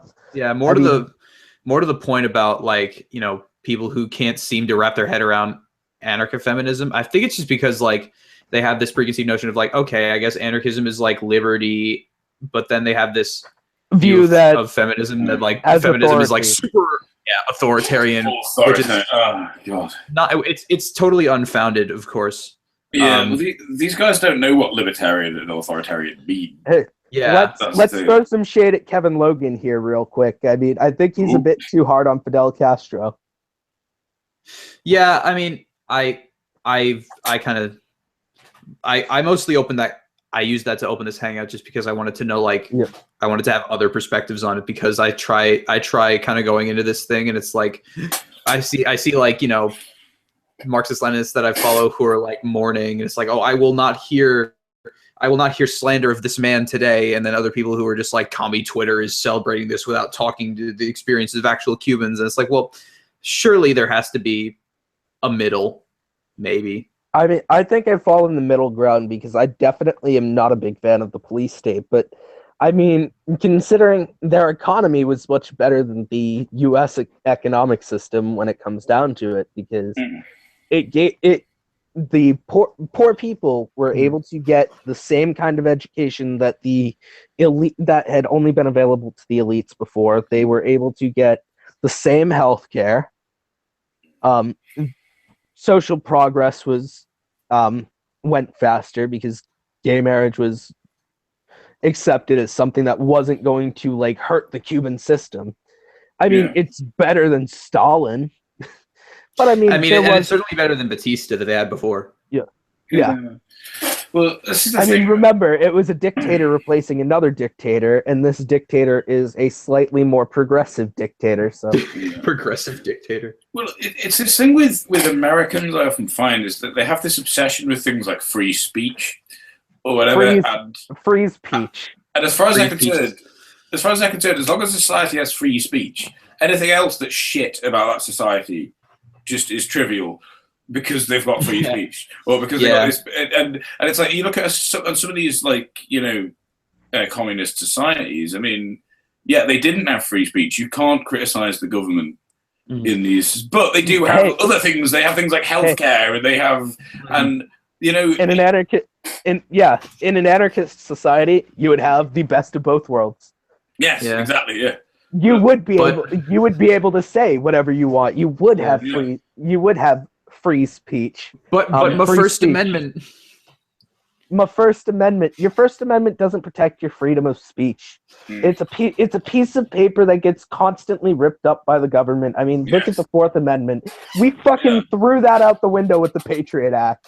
Yeah. Oh yeah. What was that about? Your right to privacy and your right to not your protection from from seizure or unwarranted seizure and. Yeah. I know I'm fucking it up. I haven't been to civics in a while, but I mean, I still know the concepts of the amendments in my head. It's like, oh, you thought you had these rights? Lol, no, bye. Yeah, it's like, oh yeah, but we're the government. We can repeal them. And I mean, also, there's a really good example, like, of the Constitution being able. The Constitution can literally change can change what it says. You can repeal something that was said earlier in the Constitution. Look at the 18th Amendment, which was the abolition of alcohol. 21st Amendment repealed the 18th Amendment, and that was literally its sole purpose, was to repeal the 18th Amendment. And say, you know what, abolition was a bad idea. Let's allow alcohol. Of course, then we had our own modern day abolition on weed, and I'm apparently a criminal because sometimes I don't want to be stressed out. Sometimes. Yeah, well, I generally go by the principle that if you want to if you want to do something, you don't so much have to justify it as much as if you want to stop someone doing something, you have to justify it. Yeah. So it's fine to stop people doing things if you can make a good argument for it. Yeah. Yeah. Stop people from fucking children because it protects the child, and the child cannot understand what they're consenting to. Yeah. So therefore, we are protecting the child, and that's why we're not allowing pedophilia. It's not because it's icky. Yeah. It's because it's a violation of someone else's rights. That's the thing. So that's why you're not allowed to murder someone. Exactly. Well, that's what I mean. Like within, say, like an anarchist society. I mean, regarding things like free speech. I mean, say in an anarcho-syndicalist situation. I mean, a certain workplace might say, "Look, I don't." Certain people in the workplace say, "I don't like this kind of language in the workplace. Can we not have it?" That workplace can then get together, being a democratic workplace, and decide that they don't want certain words to be used. They can even decide, hey, we're not going to use any offensive language, and we're going to include swears in there, so that way it doesn't seem like we're drawing an arbitrary line. That way, so it's kind of like they can vote and say, let's only have professional language because we're in this environment. But if someone's on the street, they can say whatever offensive words that they want. Yeah, exactly. And it's democratic. You get together, you discuss it, you vote on it, you decide, say, look, if we don't say this, could you also not say that or whatever? Or everyone just kind of decides all together what they don't what they're okay with and what they're not okay with. And compromises are always made in that in that scenario. So it's not just like a one-sided thing. Yeah. So you do get the best of both worlds, essentially. You can protect yourself essentially from language you don't want to hear, but at the same time you can express yourself as well. It's just that in a workplace they might say, or you can express yourself to your union rep or whatever and say, this is what I think, but democratically it will be decided upon whether this is acceptable in the workplace. And a lot of those sort of things would also kind of be like down to the societal attitudes. Like if somebody wants to say like all those offensive things and all that, and I mean, sure they could, but I feel like the atmosphere would probably dissuade people from saying like racist shit. I mean the attitude in society today in America has dissuaded people from saying the word nigger, but it hasn't dissuaded them from saying other things that are racist. Substitutes for that word. Yeah. Saying substitutes for like thug or something like that. Yeah. Or I mean, that's now making me think of Larry, was it Fillmore or Wilmore, whoever it was that It was Wilmore. Okay, where he was like, oh, and there's Killer Mike, or who was endorsed, or no, he said something about Killer Mike, or as Hillary would call him, Super Predator Mike. I mean, when it comes down to like, Hillary was basically she's like, these kids with the drugs, they have no conscience. They're what we would call super predators. But back then, that was basically a code word for black people. Yeah. You got to keep it on the down low. We're talking about black people here. Yeah. I mean, that's kind of like when it comes to the alt-right, you got to keep it on the download, but we're actually I said download. On the download, but we're actually Nazis. Yeah, but don't let anybody know we're Nazis because that's bad for some reason. We just happen to be atheists. Yeah. Well, the thing is, the word Nazi as well, much like the word alt-right, was originally dreamt up because it was slightly less, it stood for National Socialist. Yeah, it sounded better than fascism, basically. It had the word socialism in it, which at the time was something that was considered a bit cool. And what's funny is that the whole idea... What's funny is that the origin of the word fascism was if you put a bunch of sticks together and turned them and made one thing out of it, that one thing was stronger than just the twigs. So it was like the idea of unity, which is why fascism was about like this unity at all costs kind of thing. We've all got to be together if we're white. So it basically took the whole concept of unity in general.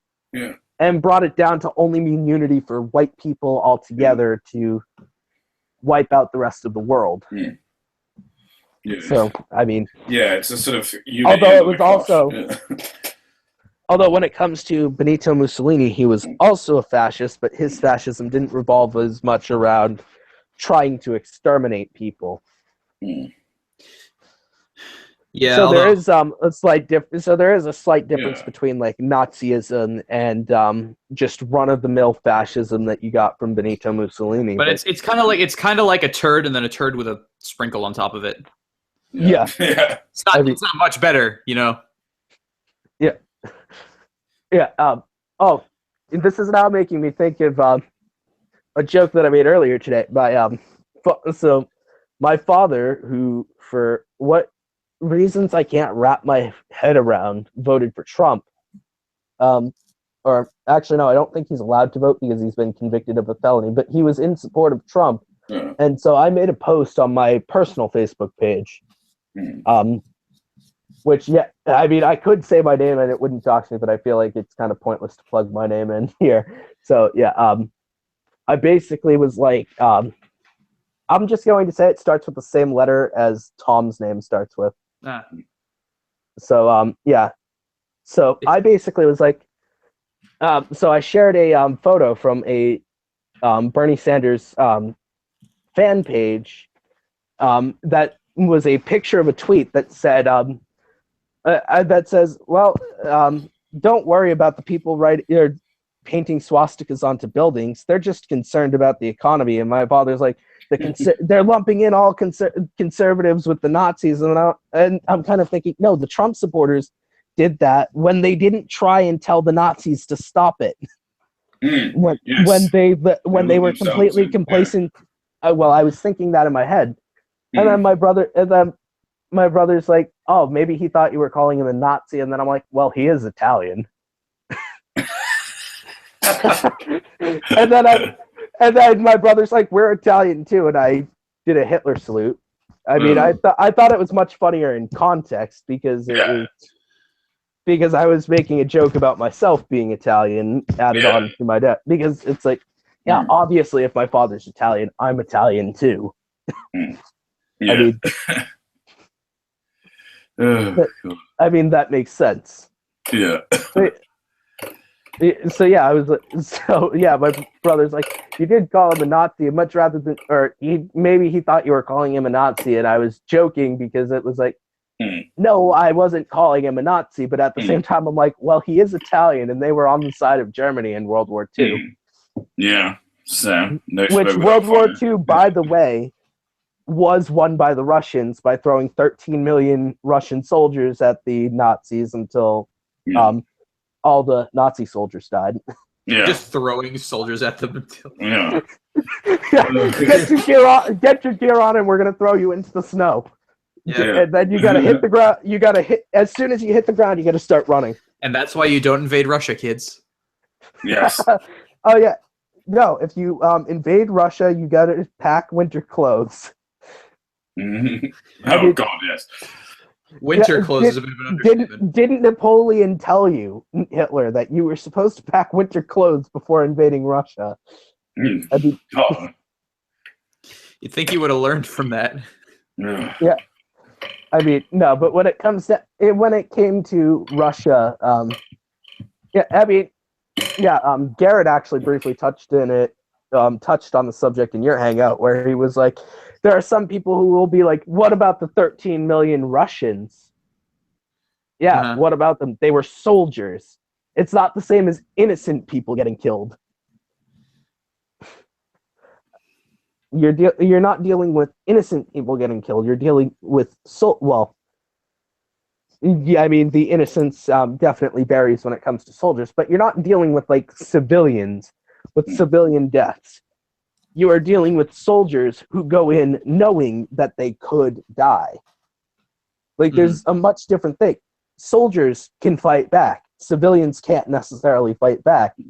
Well, unless they're in America and armed to the teeth. But that's only if they're Republicans. I mean, although I mean, I personally am an advocate for leftists to arm themselves.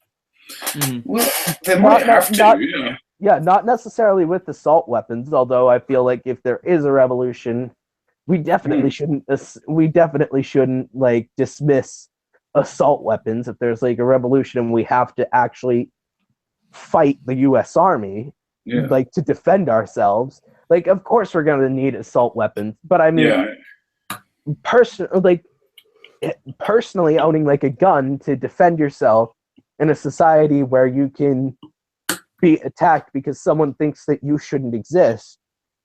I mean, definitely having a pistol on hand isn't an immoral act. Yeah, it's not a bad idea, is it?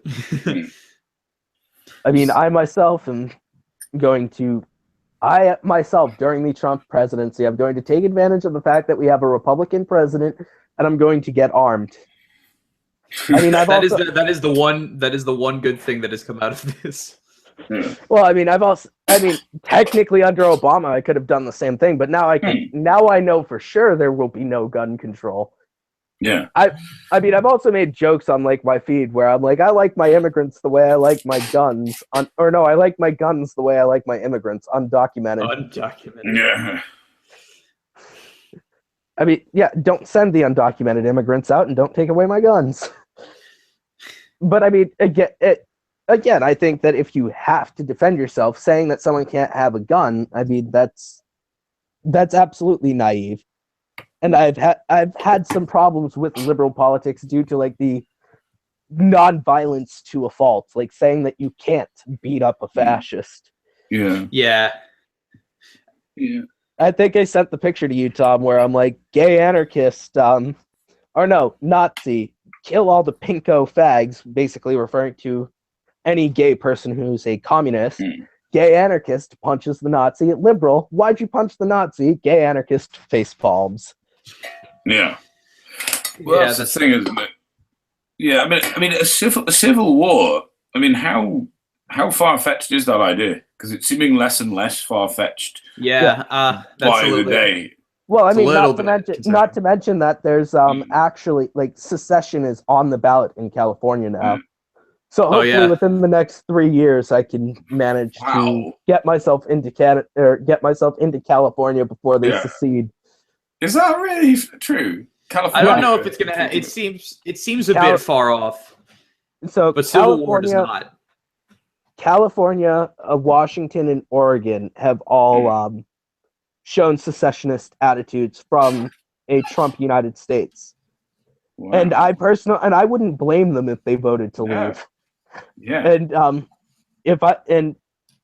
I hope that by then I can be living there, so that I can vote to leave the U.S. Yeah, go for it. And then Canada's like, oh yeah, if you guys secede, Do you guys want to join Canada? Do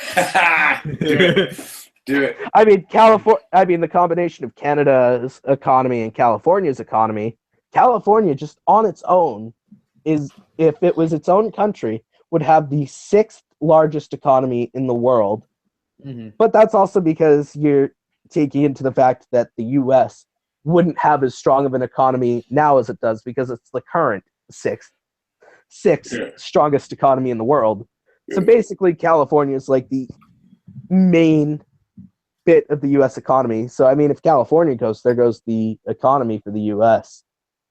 But at the same time, I don't blame them for saying, yeah, we want to leave. This is not going to be good. We are going to see a rise of the far right. And we definitely did not vote for Trump.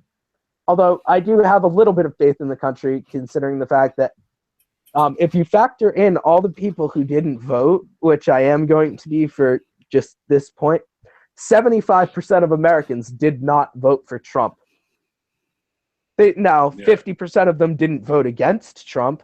Yeah. But 75% roughly 75% of Americans did not, or 75% of Americans did not vote for Trump. Not even a majority of Americans who voted for Trump, which is the other thing. Yeah. I know, they voted for Hillary. But the electoral college system just completely took it away. Mm-hmm. But I mean, I made a post yesterday where it shows Hillary on a bicycle and she jams a pipe into the wheel, forcing the bike to fall over, and then she's holding her knees and she's like, "Fucking Bernie bros." Fucking Bernie bros. Yeah, her whole campaign was just like, vote for me because I'm not as bad as the other dude. Well, I mean, she also was pretty dismissive of Bernie voters. It's like you should, like, if calling them Bernie bros for one was just kind of, like, I have no doubt the Bernie bros exist, although I'd use them to refer to people who don't let you criticize anything about Bernie Sanders. Like, if you criticize his vote on Iraq, he voted to continue funding Iraq. I mean, if you criticize that and then someone's like, you can't criticize him, yeah, you're a Bernie bro. You're just not the Bernie bro that Hillary's talking about. Mm-hmm. You're the Bernie bro that the vegan anarchist is talking about. I just wish that, like, the election wound up in like a dead tie and it went to Congress and they were just like, screw you, Evan McMullen, get in here. Well, I mean, yeah, if it was just a run-of-the-mill Republican, I wouldn't be afraid. But I mean, we've got a Tea Party vice president, and we've got an alt-right president, and now I think we need to fight Trump every step of the way. I'm just really interested in how people who are super anti-globalist like flocked around Trump. Like, that doesn't add up to me. Like, is he not funny super is when it comes to the whole thing about globalism too is really just anti-Semitic propaganda when it comes down to it, because it always comes back to a Rothschild or a Rockefeller. George Soros. It always comes back to someone who's Jewish. It always comes back to George Soros recently. I tweeted recently. Yeah. I was like, wait, what's the obsession with George Soros? And they were like, oh, he's just rich and he likes social justice. And I was like, oh, well.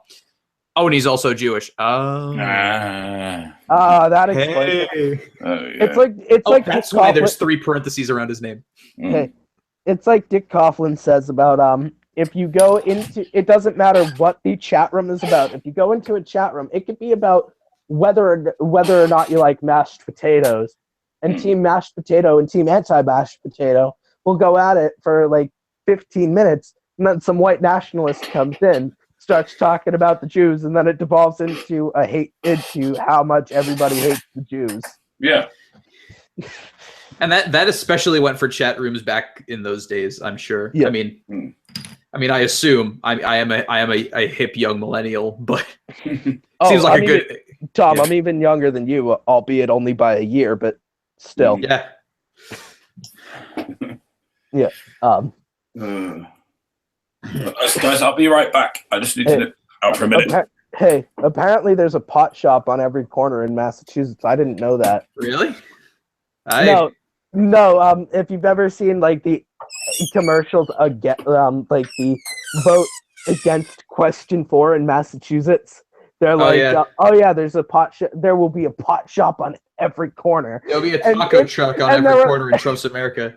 No, there's like there's like 5 different pot shops just all in one area, and it's like, this is obviously excessive, and it's excessive to a point where it's actually funny. The Young Turks actually did, like, even my grandmother thought it was like funny because although she didn't vote, she voted yes on Question 4, which was to legalize and tax marijuana for anyone over the age of 21.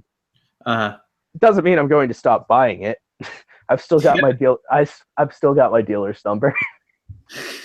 I mean, no, but yeah, I mean, I actually, now I think of it, I find it kind of funny that I've used a Khajiit as my picture, as like my profile picture for my live streams channel. Because you know how it says AA instead of American Anarchist? Yeah, Alcoholics Anonymous. Yeah. Oh yeah. Oh, when I debated War Corps, there was someone in the comments who's like, "Who here thinks it's funny that War Corps is debating someone whose initials are AA?" But yeah, it says AA, short for American Anarchist, and this is literally called AA live streams. That's yeah. So looking at it, it's just, and you know what? I just realized that the bandana that Captain Andy is wearing is a Canada bandana. Yeah, it's Canadian. I bought this in Toronto. You should have. No, where's your British pride? Your white British pride. God. Nigel Farage is ashamed of you. Yeah, it's very difficult to be proud of being British at the moment. Yeah. Although at the moment in recent weeks, I've been thinking at least I'm not American. Yeah, at the moment, I'm kind of like, I guess I'm anti-American now. I should be called anti-American anarchist. And then you'd be AAA. Yeah, AAA. Oh, here's a little bit of AAA for you. Here to fix your country. Yep. Like, here to implement fully automated luxury gay space communism. Yep, complete with no government. We're just complete with fully seized memes. Seize the memes of production, comrade. Comrade. Yeah. I mean, when it comes down to it, at this point, I mean, I am not proud to be an American, although I've never really when I was younger, I think I clutched on to American pride.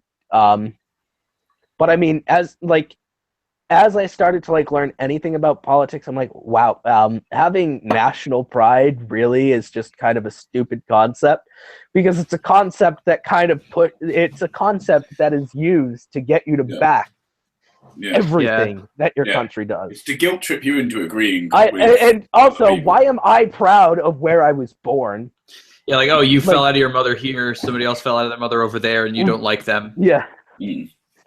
Oh, it's not even that you don't have to like them, it's just that you automatically think you're better than them. Even if you don't hate them and you don't want to wipe them off the map, you're like, well, I'm proud that I was born here. Well, I didn't fucking accomplish anything. My mother gave birth here. My mother had sex here, and she gave birth here. Yeah. It's kind of what happens. Yeah. Biology. Well, she decided not to go to another country while she was pregnant. Ooh, big decision. Yeah, like if you were born abroad and then brought back to America, like, would that change the nation you're supposed to have pride for? Yep. I would have to have Spanish pride because my father was in the Navy. Yeah. Well, the thing is, if I was born in Spain. It's like, so these countries are too big, aren't they? They're too big for anyone to realistically take pride in. Like, if you've got a small group, that you are direct, like a really small community that you have a very direct contribution to, you are very directly, what you do actually has an effect on what's going on. You could say, I'm quite proud of this community, but... Yeah, I'm quite proud of the town that I grew up in. I'm proud that I got to be a part of that community. I wasn't born in that town, but it was the town I grew up in. In fact, I'm actually there right now instead of where I've lived because I'm visiting my mother for Thanksgiving vacation. Yeah. Tigger, yeah, come here. I kind of wish I could take more pride in where I'm at, but Long Island is a bit of a hey, you're a fucking Yankee. Get out. Yeah, it's a bit of a hellhole up here in a lot of ways. It's like super white, super privileged, super like everything you could possibly imagine. Like, well, I mean, I grew up in a town that was mostly Puerto Rican. I mean, it's over here. It's like brick wall lax bros like everywhere. Yeah, So, they all look like you with like the fake dyed blonde hair and yeah, a lot of them wear like look. Pastel on pastel. Hey, I know those glasses are fake. No, they're actually not.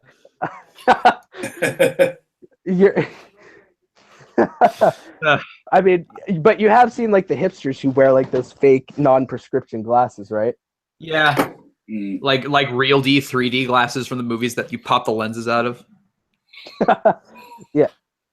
Or you just pop fake plastic lenses into it that don't do anything, except for cloud your vision a little bit with the fingerprints you get on them. Yeah, I am constantly cleaning these. Like I'm super aware of like dust and stuff. I don't know. I mean, I'm sure I could wear contact lenses, but I just choose not to. I've never needed glasses. Apparently, you jerked off more than me, Tom. I don't know if that has anything to do with it, actually. I know it. I'm clearly joking, Tom. I think I'm pretty sure that's unrelated to. You've never heard that joke before? I don't know if I have actually. Although there were people who used to say that if you masturbated too much, you would go blind. Yeah. Well, there was a joke that I heard once. It was a father shouts at his son, or a father tells his son, "Don't jerk off too much, you'll go blind." The son responds with, "Dad, I'm over here." I mean, yeah. Hairy palms as well as the other one. You get hairy. Yeah. Hairy. Oh, yeah. Eminem claimed that his palms were hairy. Yeah. Yeah. Mom's spaghetti. Never forgetty mom's spaghetti. Palms are hairy. Just vomit on his spaghetti already. Palms are hairy. Mom's spaghetti. You know what's funny is that if I were like given a few minutes, I could probably get the lyrics down and just do the whole song. I mean, yeah, I know that song very well. Lose Yourself. Yeah, I never had that phase. Like, I didn't get into hip hop until about 2011. Well, probably. I mean, when I was a kid, I grew up listening to like everything from Slipknot to Tupac. So I kind of grew up with a diverse musical taste, although I eventually like kind of phased out of pop music, where it was just kind of like, I find pop music boring. Yeah, I kind of went from like, wow, dude, Jimi Hendrix is the greatest ever, and I mean he's awesome. But then I was just kind of like, wow, dude, Whitechapel's so brutal, dude. And then like now I'm just Bozeman's so fucking tiny. And now I'm just like, he could fit in my pocket. Yeah, now I'm just like, why is Pat Metheny so good? So like that's my evolution. Yeah. Well, I mean, I listen to a lot of different music. I mean, I recently like started listening to like some older, like I think I've listened to like a little bit of Sinatra, but I mean, when it comes to like musical genres that I am unfamiliar with, like when it first came to like death metal and deathcore, I had to be eased into it because I was like, oh, that's not real music. Like, yeah. I mean, that's really, I mean, I thought punk was stretching it and that it was good for it, but this, I can't get behind this. A few years later, I was shouting "Pull the Trigger, Bitch" listening to Suicide Silence. And Tom, I mean, I'm half surprised that you didn't like catch on to that reference right away. Yeah. It's literally one of their songs, "No Pity for a Coward." That's one of the lines. Yeah. Oh, here's a good idea for like the 39 people who are in here, 37. Is Eddie Sphinx one of them? Two of them just left. No. It's 30. It's 39 again. They're back. They're back. Welcome back, guys. Yeah. Welcome back to yes. Yeah. Welcome back to the Cuck Chamber. Special insider information. The next episode of Encounters With is going to be about Between the Buried and Me, in case anybody couldn't figure it out. Mm-hmm. My hint that I dropped at the end of it was like, next time it's going to be a metal band named after a Counting Crows song, which is actually wrong. It's a Counting Crows lyric, but like they're a crazy like prog metal band who just named themselves after a Counting Crows lyric for some reason. Which one? Between the Buried and Me. What's the full lyric? Oh. Yeah, it's like, I mean, I'm in an awkward situation with my phone, which is why I won't keep my camera on, because right now my phone's pointing at my ceiling, but I turned it on real quick to show everyone my face. I didn't even catch it. Well, I mean, I'm pretty sure you, like, if you paid any attention to my Facebook, you would have saw my face. Yeah. And I also have a literal, like, video where I show my face throughout the whole video. Yeah. There's it's from the Counting Crows song Ghost Train. But like, I don't know, it's just like this super like normie core music, and then Between the Buried and Me was like, yeah, we're gonna take that lyric and then just write sick breakdowns. Cool. Well, I mean, I've started getting into operatic metal, where they just kind of like incorporate like opera instruments into it. Power metal. Epica is a pretty good band. Winter Sun. Only listen to Winter Sun. Within Temptation. And then there's Neo Obliviscaris, who has a crazy like violinist in the band. He just plays these crazy, like one of their songs opens up with like a flamenco violin solo. Unpopular opinion, and Tom, you're gonna want to kick me out after this, but I'm a fan of Black Veil Brides. Hashtag blocked by Tom. I mean, I don't go on about it, but I mean, I have one of their shirts, and I have a wristband, and I have one of their CDs. I think the closest I ever got to being a fan of that music scene was like Whitechapel and Arsonists Get All the Girls and I Wrestled the Bear Once. But I still kind of like those first two, and I Wrestled the Bear Once just kind of got too weird. I mean, like they write music with an everything but the kitchen sink approach, and it just kind of. Well, I mean, when it comes into Black Veil Brides, they've also changed quite a bit. They've changed into a much like older style, a bit more of a classic rock style, where they used to. Like, I don't really like their older, edgy, like it was intended to be like edgy screamo music, which is essentially just the boy band. And now they're essentially the boy bands of metal. And now they're like 80s glam worship. Yeah.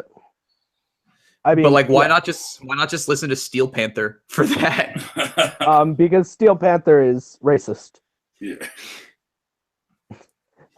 I mean, Andy actually covered them in his racism in music series. I think I saw. Yeah, I did see that actually. Yeah.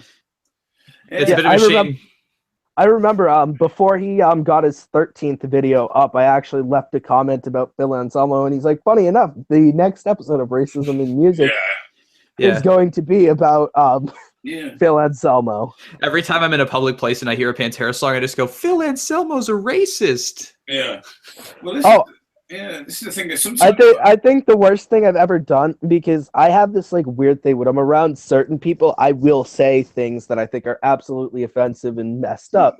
But I say it because I know that those people know that I don't really believe that. But I'm not going to say, like, I mean, I think once with one of my friends, because they didn't know that Phil Anselmo was a racist, I shouted white power as soon as they started playing Unbroken. I said, white power, Sig Hail.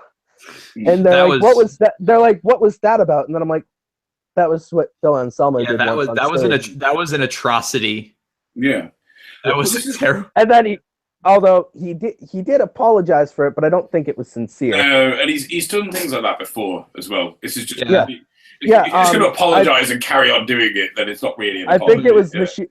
I think it was Machine Head, or the lead vocalist of Machine Head, who was like, well, no, you guys, he's tried to say, oh yeah, white power, that was because he was drinking white wine backstage. Like, that was the excuse he was using. He said, actually, you guys were drinking German beer, but maybe that was the joke, because, you know, German. Yeah. Proud power. That's like when yeah.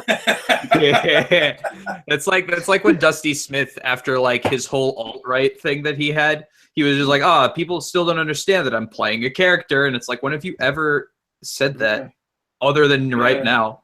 Everybody it's like, wow, I almost had a modicum of respect for you for calling out the alt-right influence in your own community, and then you just kind of stomped it all out. And then you played into it again. Yeah. Well, then he played right back into it.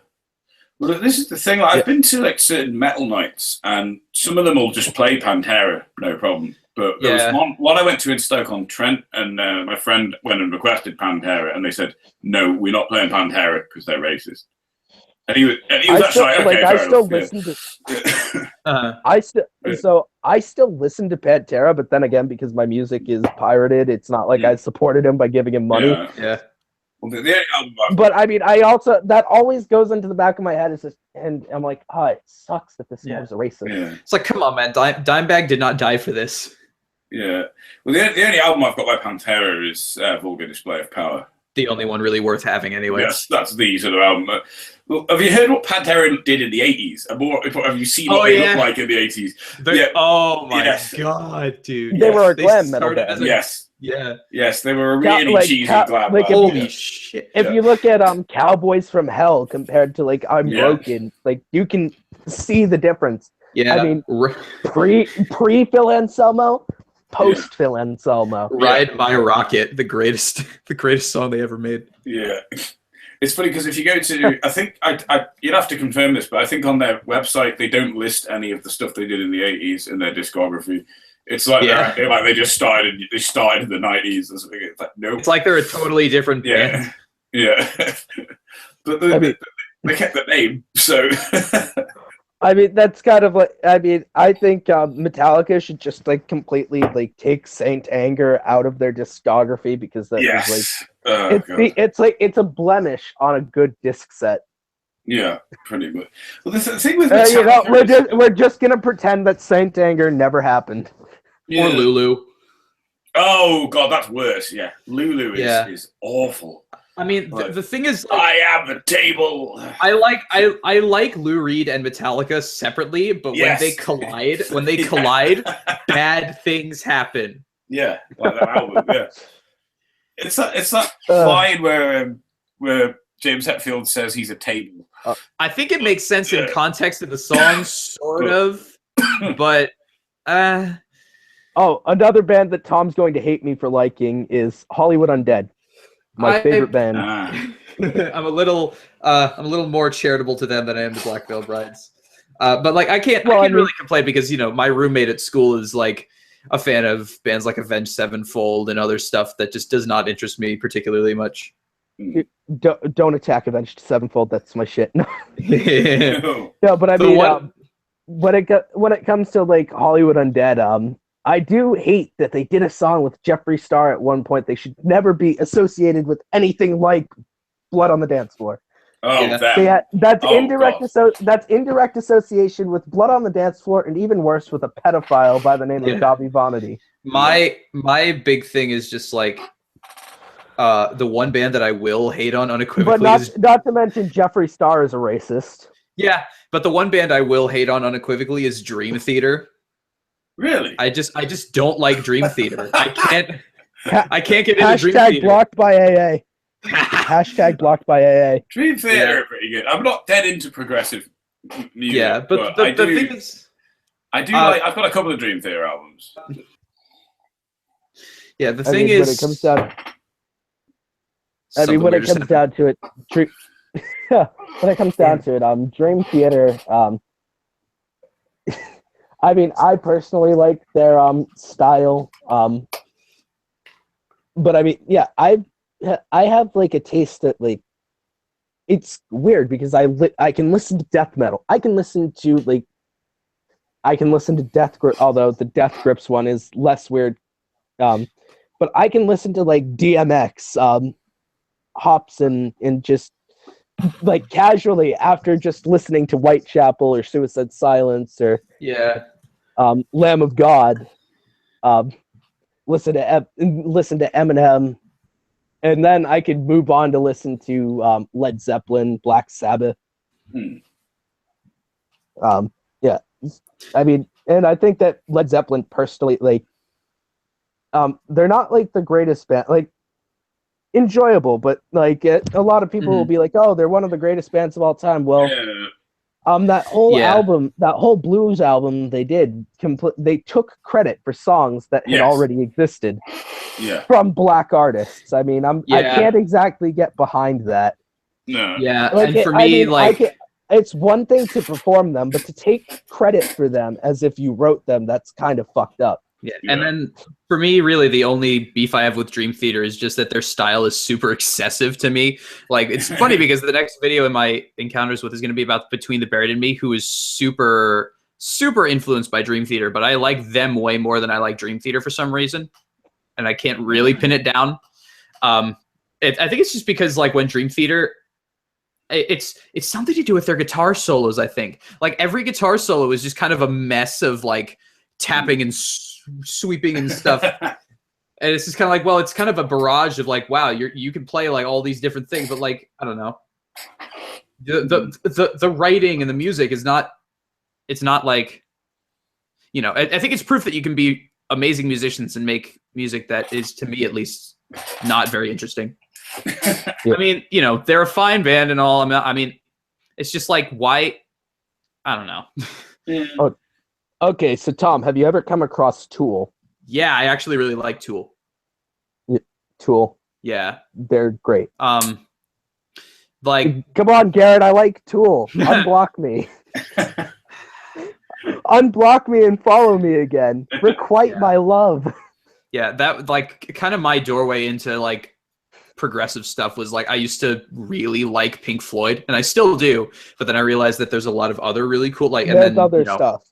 King Crimson followed after that, and then you know, eventually you get into I have to say though, Death Grips is a very like interesting like taste. When I first heard them, it was like nothing that I had ever heard before. Yeah, I mean, unless you think about like, you know, if you listen to like Saul Williams and stuff, he's a rapper who had albums produced by Trent Reznor from Nine Inch Nails. It's that similar industrial kind of yeah, it's that similar industrial kind of thing. But then I'm not a big fan. I'm actually not that big of a fan of their like most well-known song, "Closer." I'm a bigger fan of other. I prefer like his other music. Yeah, Nine Inch Nails is like, they were one of my first like kind of really early. I think they were part of the reason I started to become a super edgy atheist was because of the song. Was it Heresy from the Downward Spiral, which is all about like, God is dead. I'm super edgy. I think so. There was also another guy who apparently he turned me gay according to the more conservative members of my which is funny because I'm not actually gay, but I'm bisexual. But yeah, but he apparently turned me bisexual and into a communist, and that is Marilyn Manson. And it's like my parents listened to Marilyn Manson.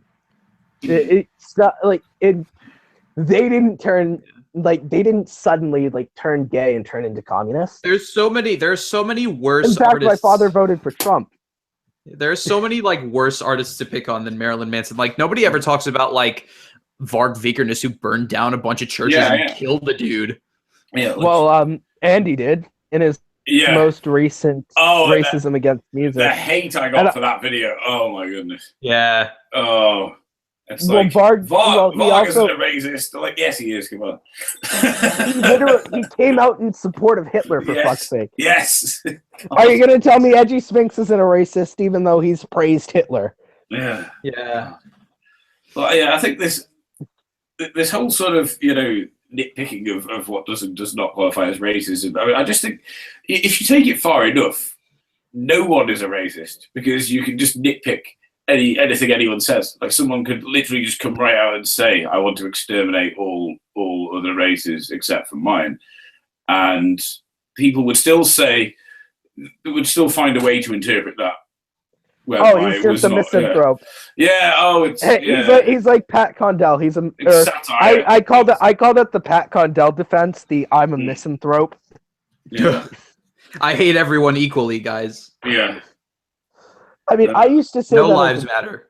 Yeah. Hashtag no lives matter. Yeah. I mean, I never actually put it out there, but I mean, I definitely have a lot of sympathy for the people who put out blue lives don't matter, because you can choose to not be a cop. You can't choose to not be black. You know, I mean, Dave Chappelle is one thing.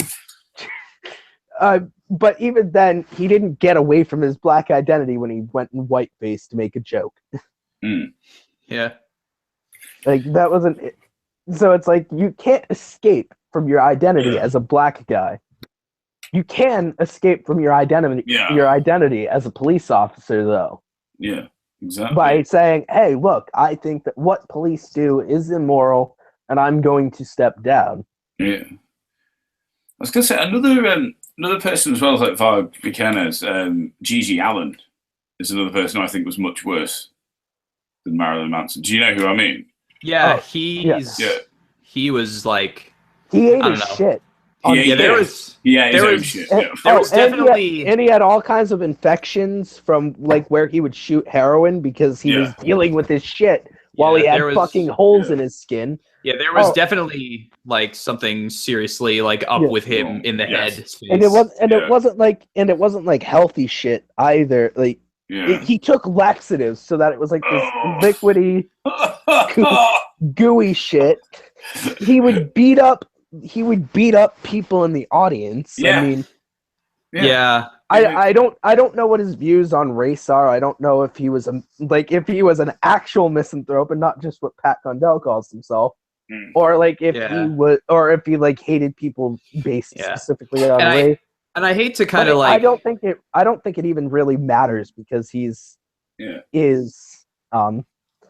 because he was just so clearly insane. Yeah, and I hate to stigmatize people who are mentally ill, because there are many like really good mentally ill musicians like Syd Barrett and Daniel Johnston and Wesley Willis, who I all find really fascinating. But like in Gigi's case, it just kind of wound up doing him wrong. Yeah. Well, I mean, it's fascinating to watch some of his interviews, though, because you get to kind of look at it. You're like, this is a man who literally cares about nothing. Yeah. He grew up in a very strange environment. His birth name was actually Jesus Christ Allen. Christ Allen. Yeah, and like he definitely did not live up to that name, though. His dad was a crazy religious zealot who would like abuse his family. So I mean, that quite possibly could have been what led to him being as fucked up as he was. I wouldn't put it past him. Yeah. And I'm not saying it to like stigmatize him. I'm simply saying it was quite clear that he wasn't mentally sound. Yeah. And then he went out and tried to make rock music dangerous again. And then instead of people being like, no, this is stupid, cut it out, like they enabled him to I actually watched like this interview. So after Gigi Allen died in 1993, the year before Kurt Cobain turned the shotgun to his chin, and we know the rest. They basically were kind of like, yeah, we would have loved to go to a Gigi Allen concert. Yeah, it would be interesting to like kind of view it from a distance. So you don't get beat. Well, I mean, it is interesting to view it from. It's also interesting to view it from outside, from like a camera. Yeah, on video. Yeah. Like there was the documentary. What's it called? Hated. Yeah. Directed by the same guy who did the first Hangover movie as like a film student. He basically like followed Gigi Allen around for an extended period of time and filmed a bunch of his shows and spoken word events and stuff. And it was a really surreal kind of documentary to watch. Very explicit as well, I will say. Yeah. It's somewhere on YouTube, and I'm not sure how it hasn't been like censored or taken down because like, it's very graphic. I'll have to check it out. It's really disturbing, actually. Yeah. Like, there's no censoring of like the bits because I know that he was naked. Yeah, frequently on stage he would come out. He would come out in just a jockstrap all the time. Yeah. A jock strap and a coat, and then he'd shed the coat. Yeah, or sometimes not even the jock strap, just let it all hang out. I mean, it's like when I think about it, like the fact that him performing naked wasn't really all that big of a deal, but him eating his shit, because people in his audience, and if you believe anything he actually said, apparently raping people in the audience, where he said, "I'll rape the girls, I'll rape the boys, hell, I'll rape the puppies." Like, I mean, like, this wasn't a man who was like doing it because, oh yeah, only girl. He was like, you know what, fuck it, I'll rape the guys too because I can do whatever the fuck I want. Haven't the Red Hot Chili Peppers perform naked on stage before, just like behind their instruments to censor their bits? And I think the only reason I was asking that is because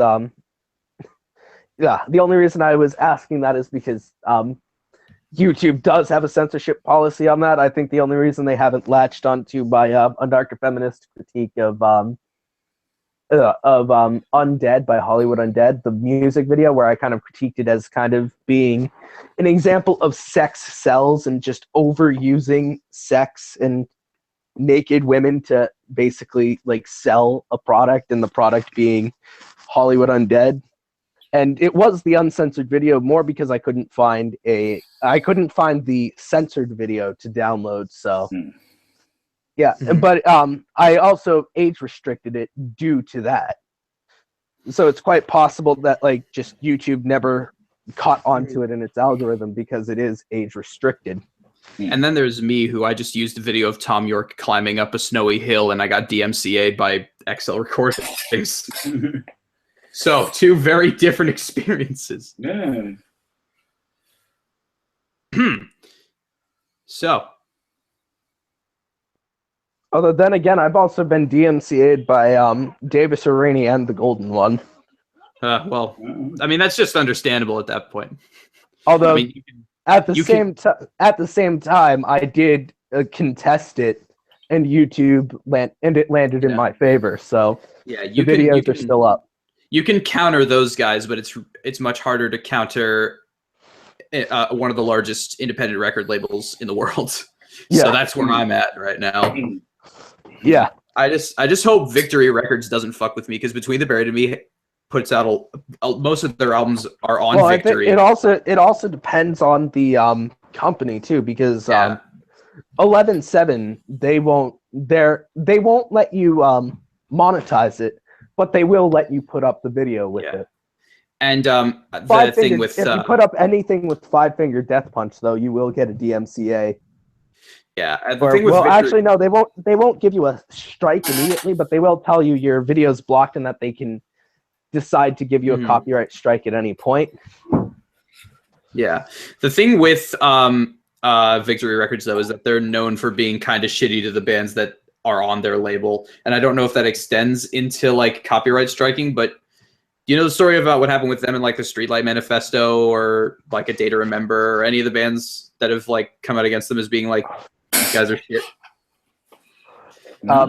Actually, no, I didn't know all that much about the record company, but I do know about the band A Day to Remember. Yeah, what happened with A Day to Remember? Let's see here. Basically, they were, I'm reading straight from Wikipedia here, but on December 15th in 2011, it was announced that A Day to Remember planned on filing a civil action against the label for breach of contract. Legal action was reportedly initiated on May 31st, in which the band claimed that Victory owed them over $75,000 in royalties. Victory has said on their behalf that the lawsuit is actually about the band's refusal to fulfill their 5-album contractual commitment to Victory and their newfound desire to move to a major label. So basically, they wanted to move to a major label and they wanted to get out of the contract, but they hadn't fulfilled it and they weren't paying them royalties. And then what happened with Streetlight was that Streetlight actually went to their fans and said, like, boycott, they told their fans to boycott Streetlight Manifesto music from Victory's online store, because what happened was that I believe they had done something like cancel one of their albums or something, or push back a release date to a really like far off point in the future. So it was initially planned to be released by one of their guys, but it got canceled, and it was originally supposed to be released in like summer of 2012, but then it didn't come out until April of 2013, and Streetlight was like, "Fuck you, we're out." So basically, the record company dicked the band around. Yeah, and that's kind of what happened. It's kind of what happened with Death Grips on Epic. Was like, nah, we don't want you to release 2 albums in the same year, and then they just went and released the album themselves, and they got dropped mad hard. But then realized that wasn't stopping their success, because then they just self-released everything for up until basically right now. They have their own label, and like, I bet Epic's probably kind of like shooting themselves in the foot over that. Or no, they already they're realizing they shot themselves in the foot over that. Like, and now they're like a good idea. Now they're one of the most successful subversive music groups of this decade, and wow, we fucked up. Yeah, they could. Yeah, we could have been making money off of them, but now they're making their own money. Yeah. So that's the deal with that. Other than it, I mean, personally, I would never want, like, if I were to actually be a musician, it would be more of a hobby for me, and I wouldn't be like I wouldn't want to get any kind of deal with a record label and have contractual agreements related to it. Like, if I release my music, I'm just releasing it. Like, kind of like what Andy does on Bandcamp. There's your shameless plug. Shameless plug for a friend. All right. Yeah. The thing with me is that, like, I'm actually in music school right now, so, like, you know, I might be relatively successful at this in a few years when I get out of school. I'm boring. I'm going into engineering. Now, see, you're doing the smart thing. Yeah. I'm taking a huge chance, especially because I switched majors, and now I'm looking to study like composition. So, you know, I'm really. What were you studying before? I was studying music education, so I was going to be like a music teacher in a school, like a public school or something. But now I'm. Yeah, Andy, don't you teach people how to, or don't you teach people? I think it's guitar. Yeah, I used to work in schools actually, but because I'm at university now, But you also didn't. You also didn't do compulsory education either. No, it was strictly, basically, kids would come out with their regular lessons to do 20 minutes of guitar with me. Yeah, so you were like, people like Bering, I would have sent them out of the class because it's clear that they don't actually want to learn. Yeah, that's it, yeah. Yeah, that was in your video about me, wasn't it? Yeah. I did. I was actually going to say that you threw shade at Thom because just a bit. You told him that you disagree with him, and that means you must hate him, right? Even though I want to kill everyone I disagree with, as we all know. If you've watched Bering's video, it's very clear. So you want to kill Thom then? I want to kill everyone I disagree with, because everyone I disagree with is everyone in the world, because I disagree with everyone about something. So, well, yeah. You know, it's obviously that's not what I mean when I say a fascist. You know what's funny is that Love, Life, and Anarchy was like, he said that he wants to kill all leftists, and he's on Garrett's channel like, well, if you ever want to talk to the alt-right, I'll be here.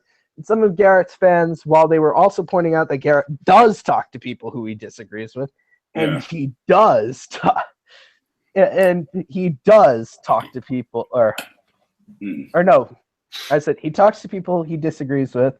He just hasn't talked to the alt-right specifically. And then after that, people are like, well, why would you want to talk to him anyway when you said you want to kill all leftists? Yeah. It's just like... Yeah, I mean, really... Why would you talk to someone who you want to kill? And you know what's funny? You know what's funny is I've actually had the displeasure of talking to him person to person. You guys want to go outside? He's one of it wasn't live, but it was like basically a whole bunch. It's me with some anarchist friends before I realized that they were brocialists and manarchists. We basically cornered him on like his view on capitalism, and we're like, how can you, like, are you actually looking for freedom? He's like, no. We eventually cornered him. Yeah. And he like got pissed.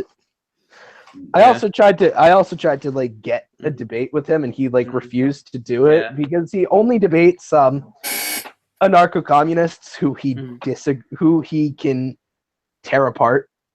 Yeah. Like, so basically the ones who don't know what they're talking about, those are the only people he talks to or quote debates with, because he can just kind of dick them around. So I found I found that quite funny. It's not really a proper debate, is it? No. What are you going to debate? It's about as much of a debate as my debate with Warcorp. Yeah. Well, what are you going to debate? Someone who wants to kill you. What are you going to debate with them about? It's like I think you shouldn't kill me. Here is a list of reasons why I don't think you should kill me. Yeah. It's like if someone doesn't already know why they shouldn't just go around killing people, then I don't know. I don't think debate is going to... spider crawling up, so I went and I hit lightly like that. Yeah, I mean, I still can't like comprehend why anyone on the left would want to talk to Love, Life, and Anarchy, and also why he would want to talk to anyone on the left if in his words he says he wants to kill everyone on the left, and he's even said that fascism was a good response to communism. I'm sure it was just satire. Yeah, Roosh assures me that it's just satire that rape should be legal on private property. Yeah, and it was satire that he should kill all leftists. So, there's not really much of a discussion to be had here, is there? No, there really isn't. Yeah. I mean, what's he gonna do? Like, is he gonna go onto Garrett's channel and then he's like, okay, so I want to kill you and you don't want me to kill you. Let's debate that. Let's talk about this.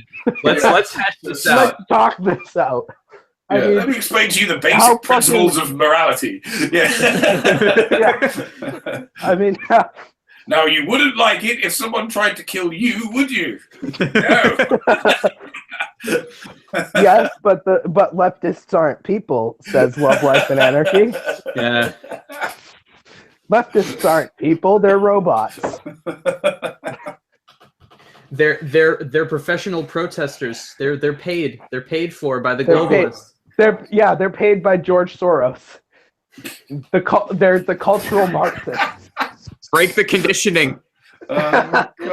Break the conditioning. Join Hitler today. I mean, at this point, he says he's an ANCAP, and then he also called himself alt-right. But it's like, if you're an ANCAP, at least on the principles that you claim to have, you should hate Hitler. Yeah. And you should also hate Trump because Trump is a protectionist and a statist. Yeah, serious authoritarian. But of course, all the prominent Einkrabs, such as Stefan Molyneux, who I think is eventually just said, you know what, I'm not an ANCAP anymore. I'm alt-right. He went full neo-reactionary, basically. Like, I mean, he's basically he's played the Democrats are the real racist card so many times. Yeah. Black Lives Matters. Oh no, and he basically was like, or Black Lives Matter is racist, or Black Lives Matters is racist. Another one that I really like is what was it? He basically said, he basically tried to use misdemeanors in his past as a good reason that Michael Brown was shot. Yeah, like that, and that sort of thing is starting to become super indistinguishable from like really fashy guys like Black Pigeon Speaks. I think they're starting to morph together. At this point, like, I don't think Black Pigeon Speaks would deny it if you called him a fascist. Yeah, probably not. No. I mean, he likes to think that people like me and you are in the same tribe as him. No, we're fucking not. just because we're white and American, he believes his tribe is the West, in quotes. Mm-hmm. Yeah, whatever And you then, define the West as today. Yeah. Moral of the story: Nazis are bad. Don't be a Nazi. Yeah. I think that's what we've learned here today. It's just like Thom, did you see my tweet or the tweet that I sent out that said if you're if you hate black people and you think they're all criminals, come over here so I can knock your teeth out and put cents where they used to be. It's a little bit forward. I mean, well, I try to make it clear that I have no tolerance for fascism, for bigotry. I mean, if you say you want to kill all black people, I do think that should be considered a threat, a direct threat of violence. Yeah. This is basically my point in my video, the one that Baring decided to set all his minions upon. It's like, look, there are some things you cannot solve with words, and yes, inevitably violence is going to have to be the case. And with fascists, fascism could have been defeated in debate and with logic, World War II would have ended pretty damn quickly. Yeah, Neville Chamberlain. It would have ended before it started. Because Neville Chamberlain got off the plane, didn't he, with the peace in our time thing. He thought he had done that. He thought he had defeated fascism with words. And history has proven him completely wrong. Like, all right, Hitler, how about you don't invade Poland for a while? And he's like, all right, okay, I'll play nice. And then he's like, we did it, yay! And then he just invaded more shit. Yeah. Well, I mean, remember Russia took a smaller chunk. Yeah. But you look at how far Hitler got as well before like countries like Britain were willing to actually start opposing him. I mean, how many places did he invade? I mean, the president of Austria asked other countries for help, and they wouldn't. He said, could you come and help? And they wouldn't. And so this sort of insistence upon peace just ended up allowing a lot of people to be subjugated and become the victims of subjugation and violence. And I've said before, fascism is not just people I disagree with. It's actually absurd to sort of draw that. That's what I mean when I say fascism. I'm talking about people who uncompromisingly will not respect other people's human rights and will, enact that through brutality and oppression. Reasons why the League of Nations was a catastrophic failure. Yeah. Well, not to mention the U.S., which tried to implement it in the first place, voted not to join it. Yeah.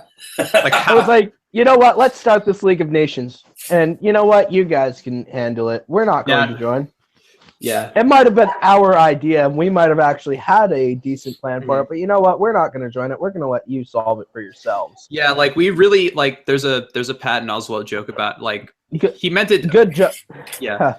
Good job, Woodrow Wilson. Yeah, there's a Patton Oswalt joke about he meant it about George W. Bush, but I think it's pretty applicable. Like if you gave everybody said George W. Bush was an idiot, but really he was just really conniving and kind of evil on the inside. Like if you gave Darth Vader a box of puppies and be like, here, have these puppies, Darth would be like, okay, so there's puppies here, and here you can take them. I don't really like puppy, but if you talk to him about what are you gonna do to what's the planet that he blows up?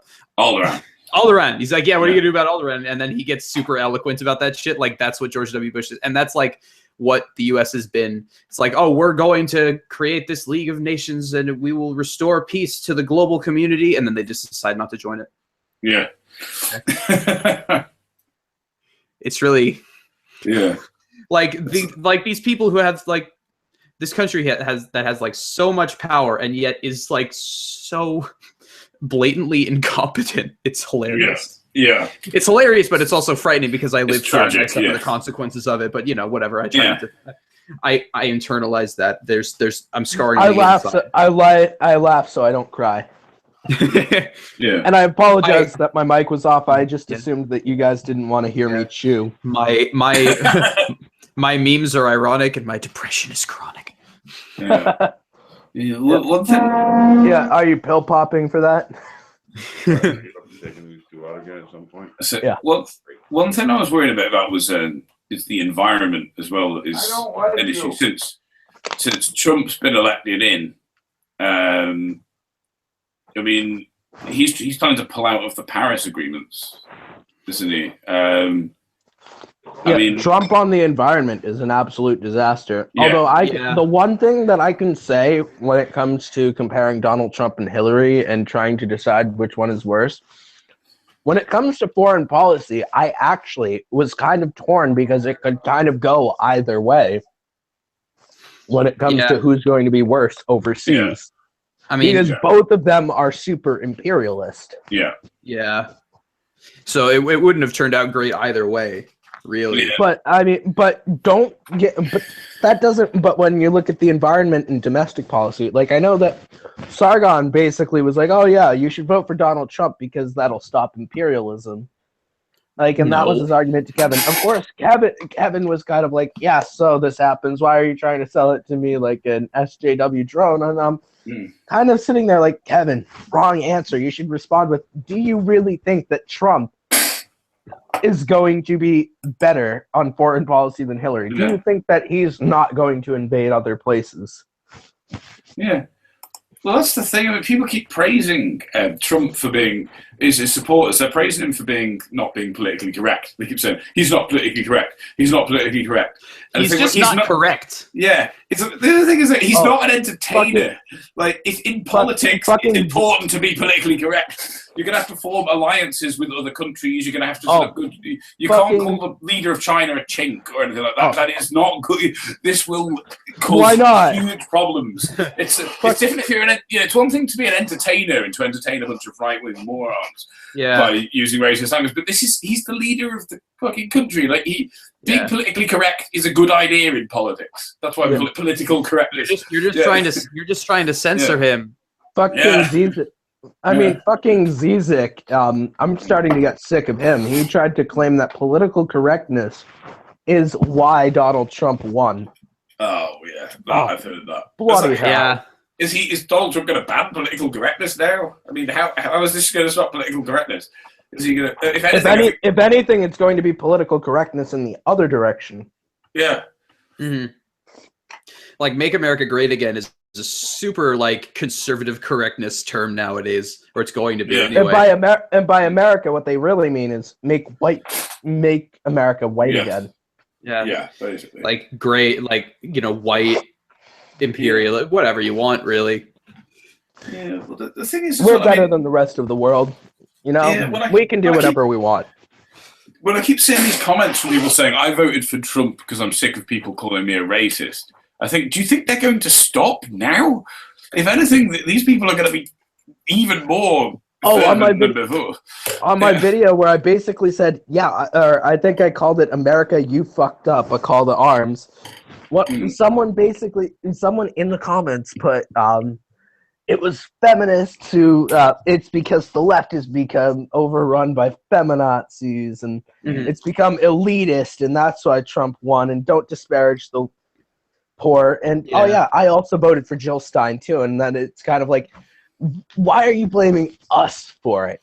I blamed Hillary for her campaign. I said, you racist white voters in America, I am disappointed in you for voting that way, because I thought that not all of you were racist. I had more faith in you than I should have had. And not only do those people annoy me who are like, this whole thing is a response to SJW, but what also annoys me is the people who are like, no, it's the last sand of the white racist vote. Yeah. Hopefully in 4 years, enough of them die that they can't get Trump enough electoral votes to get back in. Yeah, but what annoys me equally as much is people who are like, oh, this was the fault of people who voted third party. Third party wouldn't have swayed it, especially considering the fact that Hillary did get the popular vote. Yeah, and then people who are like, and then Gary Johnson voters, which was actually the majority of third party voters. Yeah. And then my 5% of them were like, oh yeah, we're voting for Gary Johnson. Do you think Hillary would have been their second choice? And then a bunch of super Hillary supporters were just like, Bernie Sanders, you were the one who did this. You screamed all about Hillary and how she's she's the establishment and everything, and you made these people vote for Donald Trump. Like, if anything, the only way Bernie Sanders gets roped into that he cleared up later on that he basically was like, look, I may have said all this stuff about Hillary, and it's not untrue, but Trump is clearly worse. Yes. And if you don't think so, you are an imbecile. Yeah.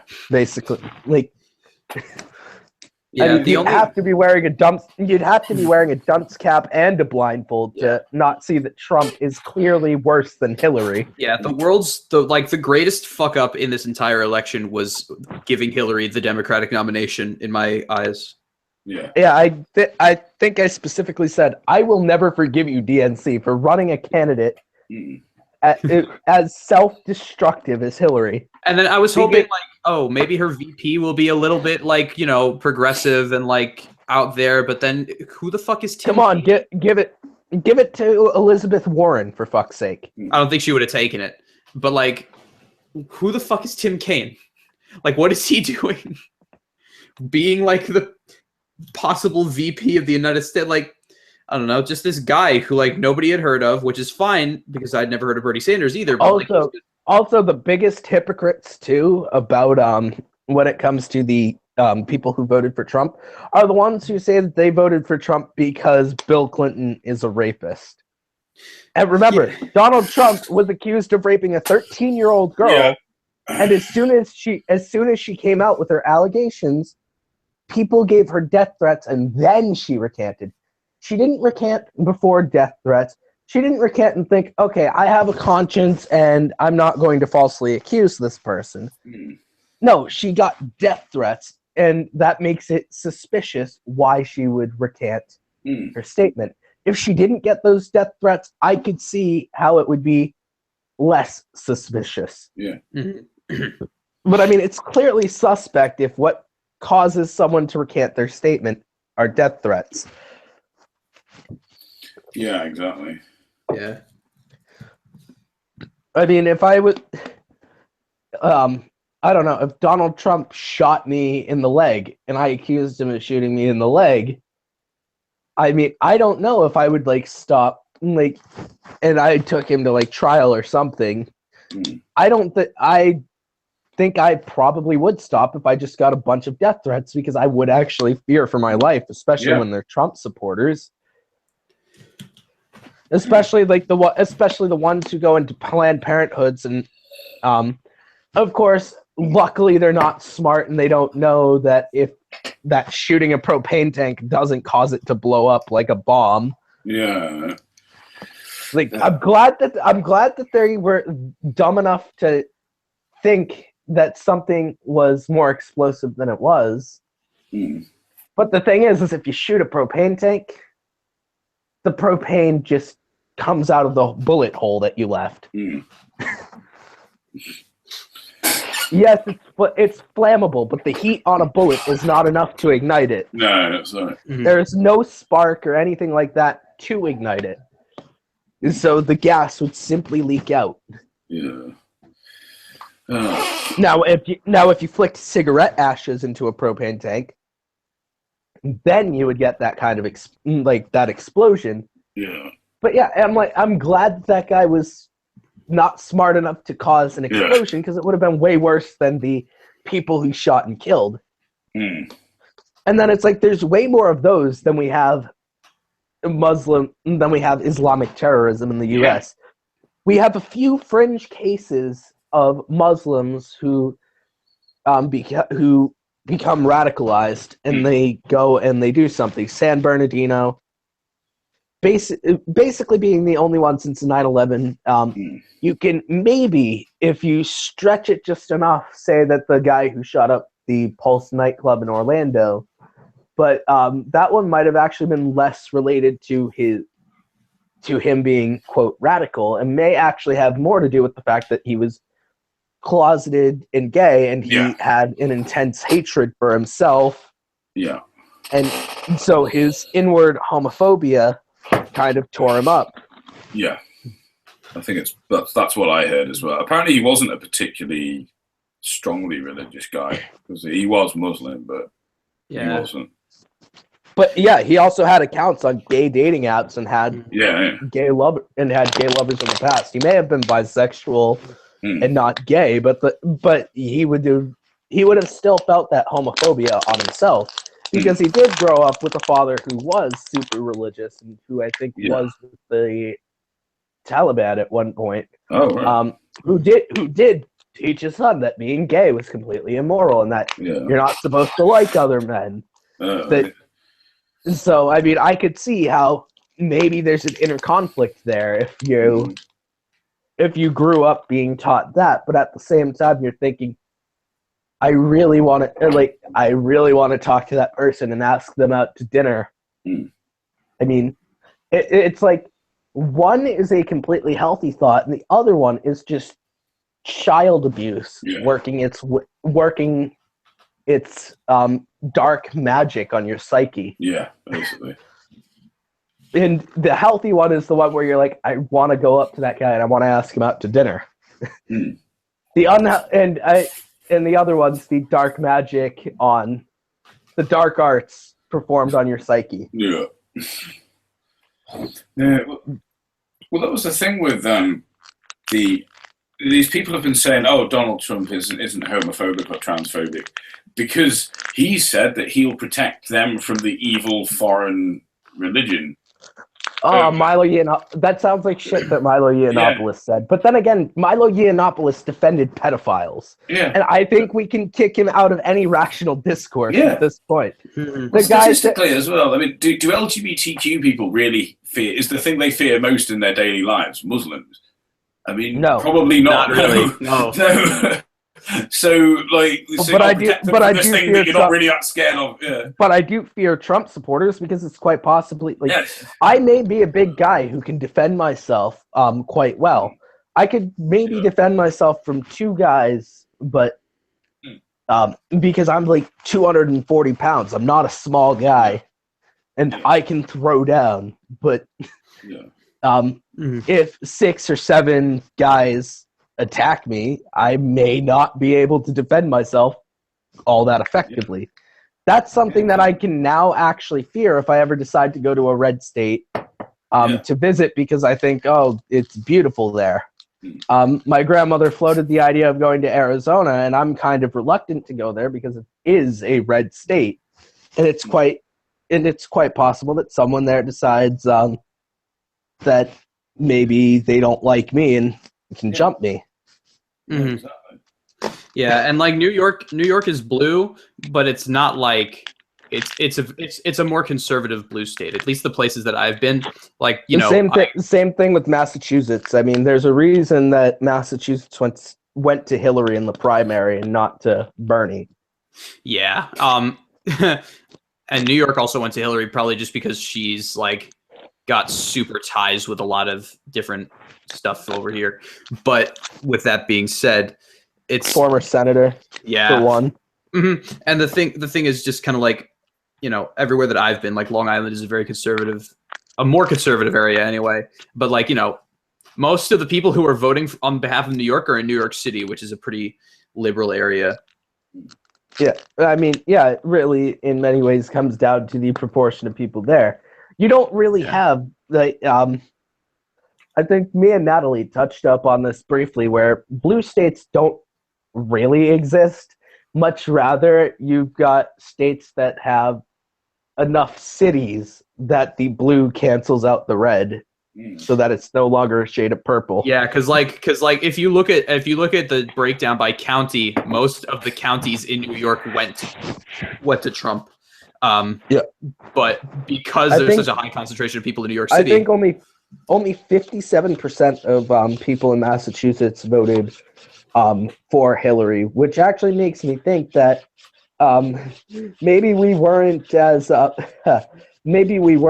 safe as I thought.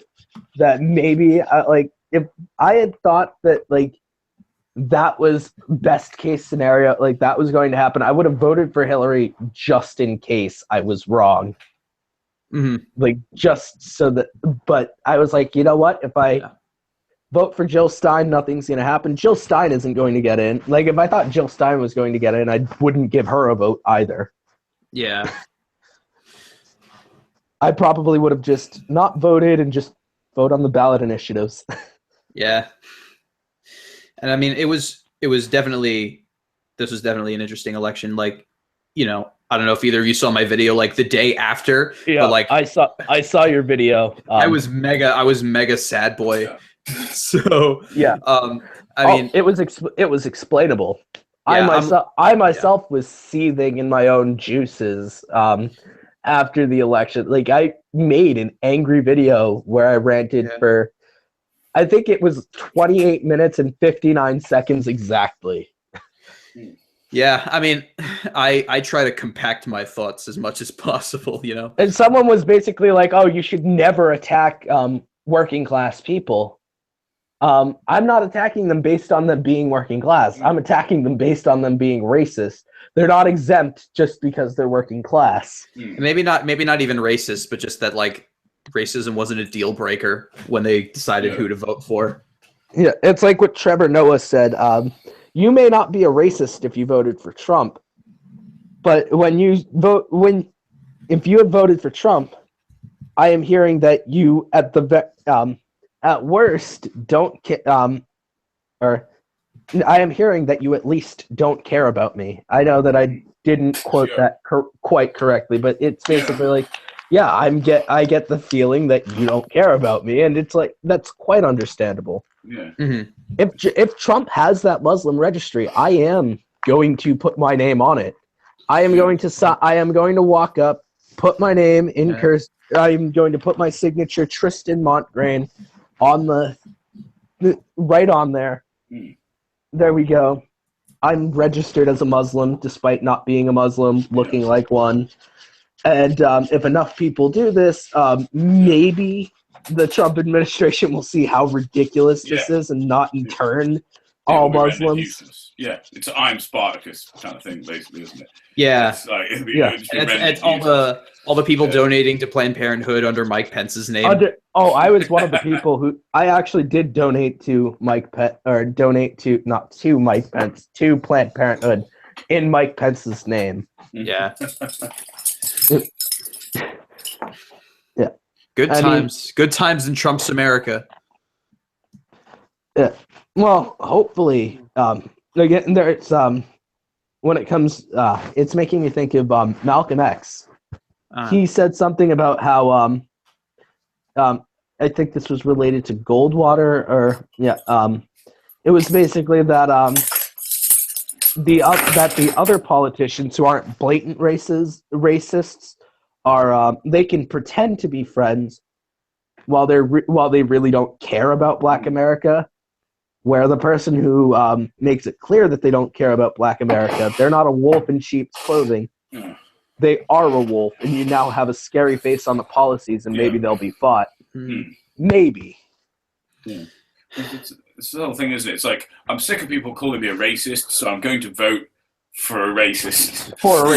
That'll take wow. Well, I think when it comes down to it, like my grandmother tried to say, I think Donald Trump was unfairly characterized as a racist. And I just gotta sit back. But then again, it's like I look at some of the things my grandmother says, and it's like I can see how you think it's unfair because you say some of the same things that are really bad that Trump says. Yeah. But it's like, it's understandable that someone would have these positions when they're older because they haven't. It's kind of like the Pat Condell effect, or however you described it, Andy, where it's like if you are in one place, like if you're a liberal in the 90s, easily in the 2010s you become a member of UKIP. Yeah, you could if you don't progress with time. Yeah, you would find the world moves more to the left and you don't. So you I have a slight disagreement when it comes to that, which means I only slightly want to kill you, Andy. Or no, you only slightly want to kill me, Andy? Let's debate about that. Let's debate about whether or not you should kill me. That'll solve everything. No, but it's actually a bit, when it comes to progress is a bit like a pendulum, where you're always going to have that you are probably going to have that backswing. And I think Donald Trump was that backswing. Yes. But I do think that everything's going to go back and that we're going to progress further after this whole catastrophe is over. If you look how young people there are definitely going to be losses. There definitely is going to be mourning. But at the same time, I do think that in the end there is a light at the end of the tunnel. Well, the thing is, I mean, if you look at how young people voted, it's pretty much all blue. Most of America is blue. That's how young people voted. It's just we need to wait for all these old Pat Condell type people to die, and then it's plain sailing from then on. It's like great. Now we can anyway. Why didn't you die from that stroke, Richard Dawkins? Yeah. Talking about aborting Down syndrome babies. Yeah. Oh God, what an asshole. Yeah. But I mean, of course, when the current crazies die, there will definitely be new crazies to replace them. When it comes to Sam Harris, I do think Sam Harris is worse than Dawkins, only because of the fact that Harris is young enough that he should know better when it comes to like his fear mongering about Muslims. Yeah. I think actually when Steve had it right when on our post-election hangout where he was kind of like, where Sam Harris was like, Trump is bad, and like this is bad for the country, and it's going to be nice to read and write fiction for the next 4 years. And Steve was like, well, it's nice to be able to do so, asshole. I mean, it's nice to be in that position. Yeah. Oh yeah, and I do thank Steve Shives for giving me for giving me a shout out. Yeah. Yeah.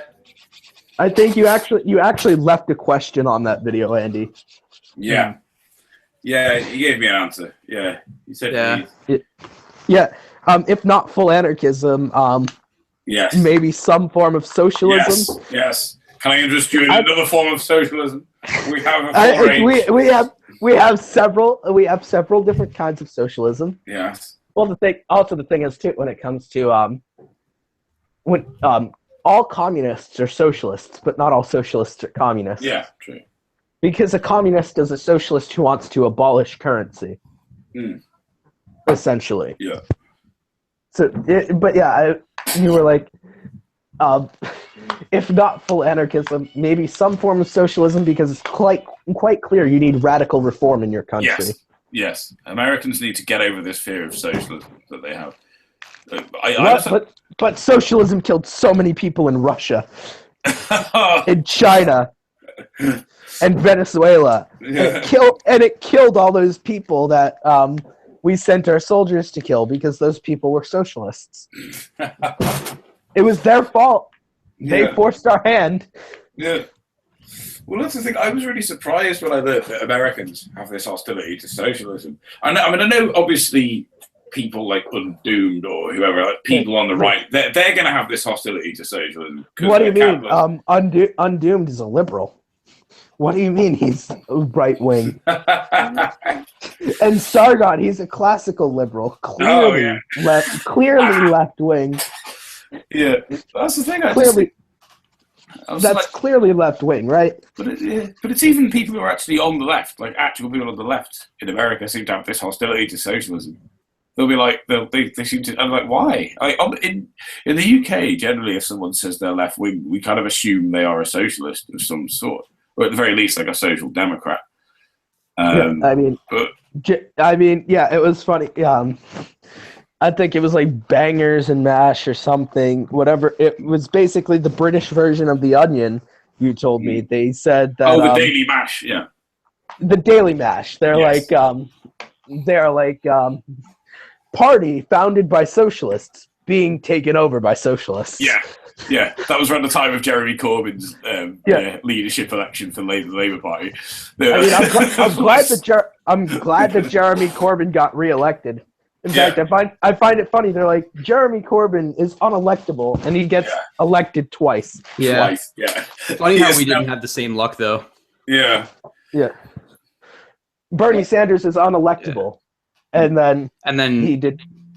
He totally would have been electable if it wasn't for what happened. Yeah.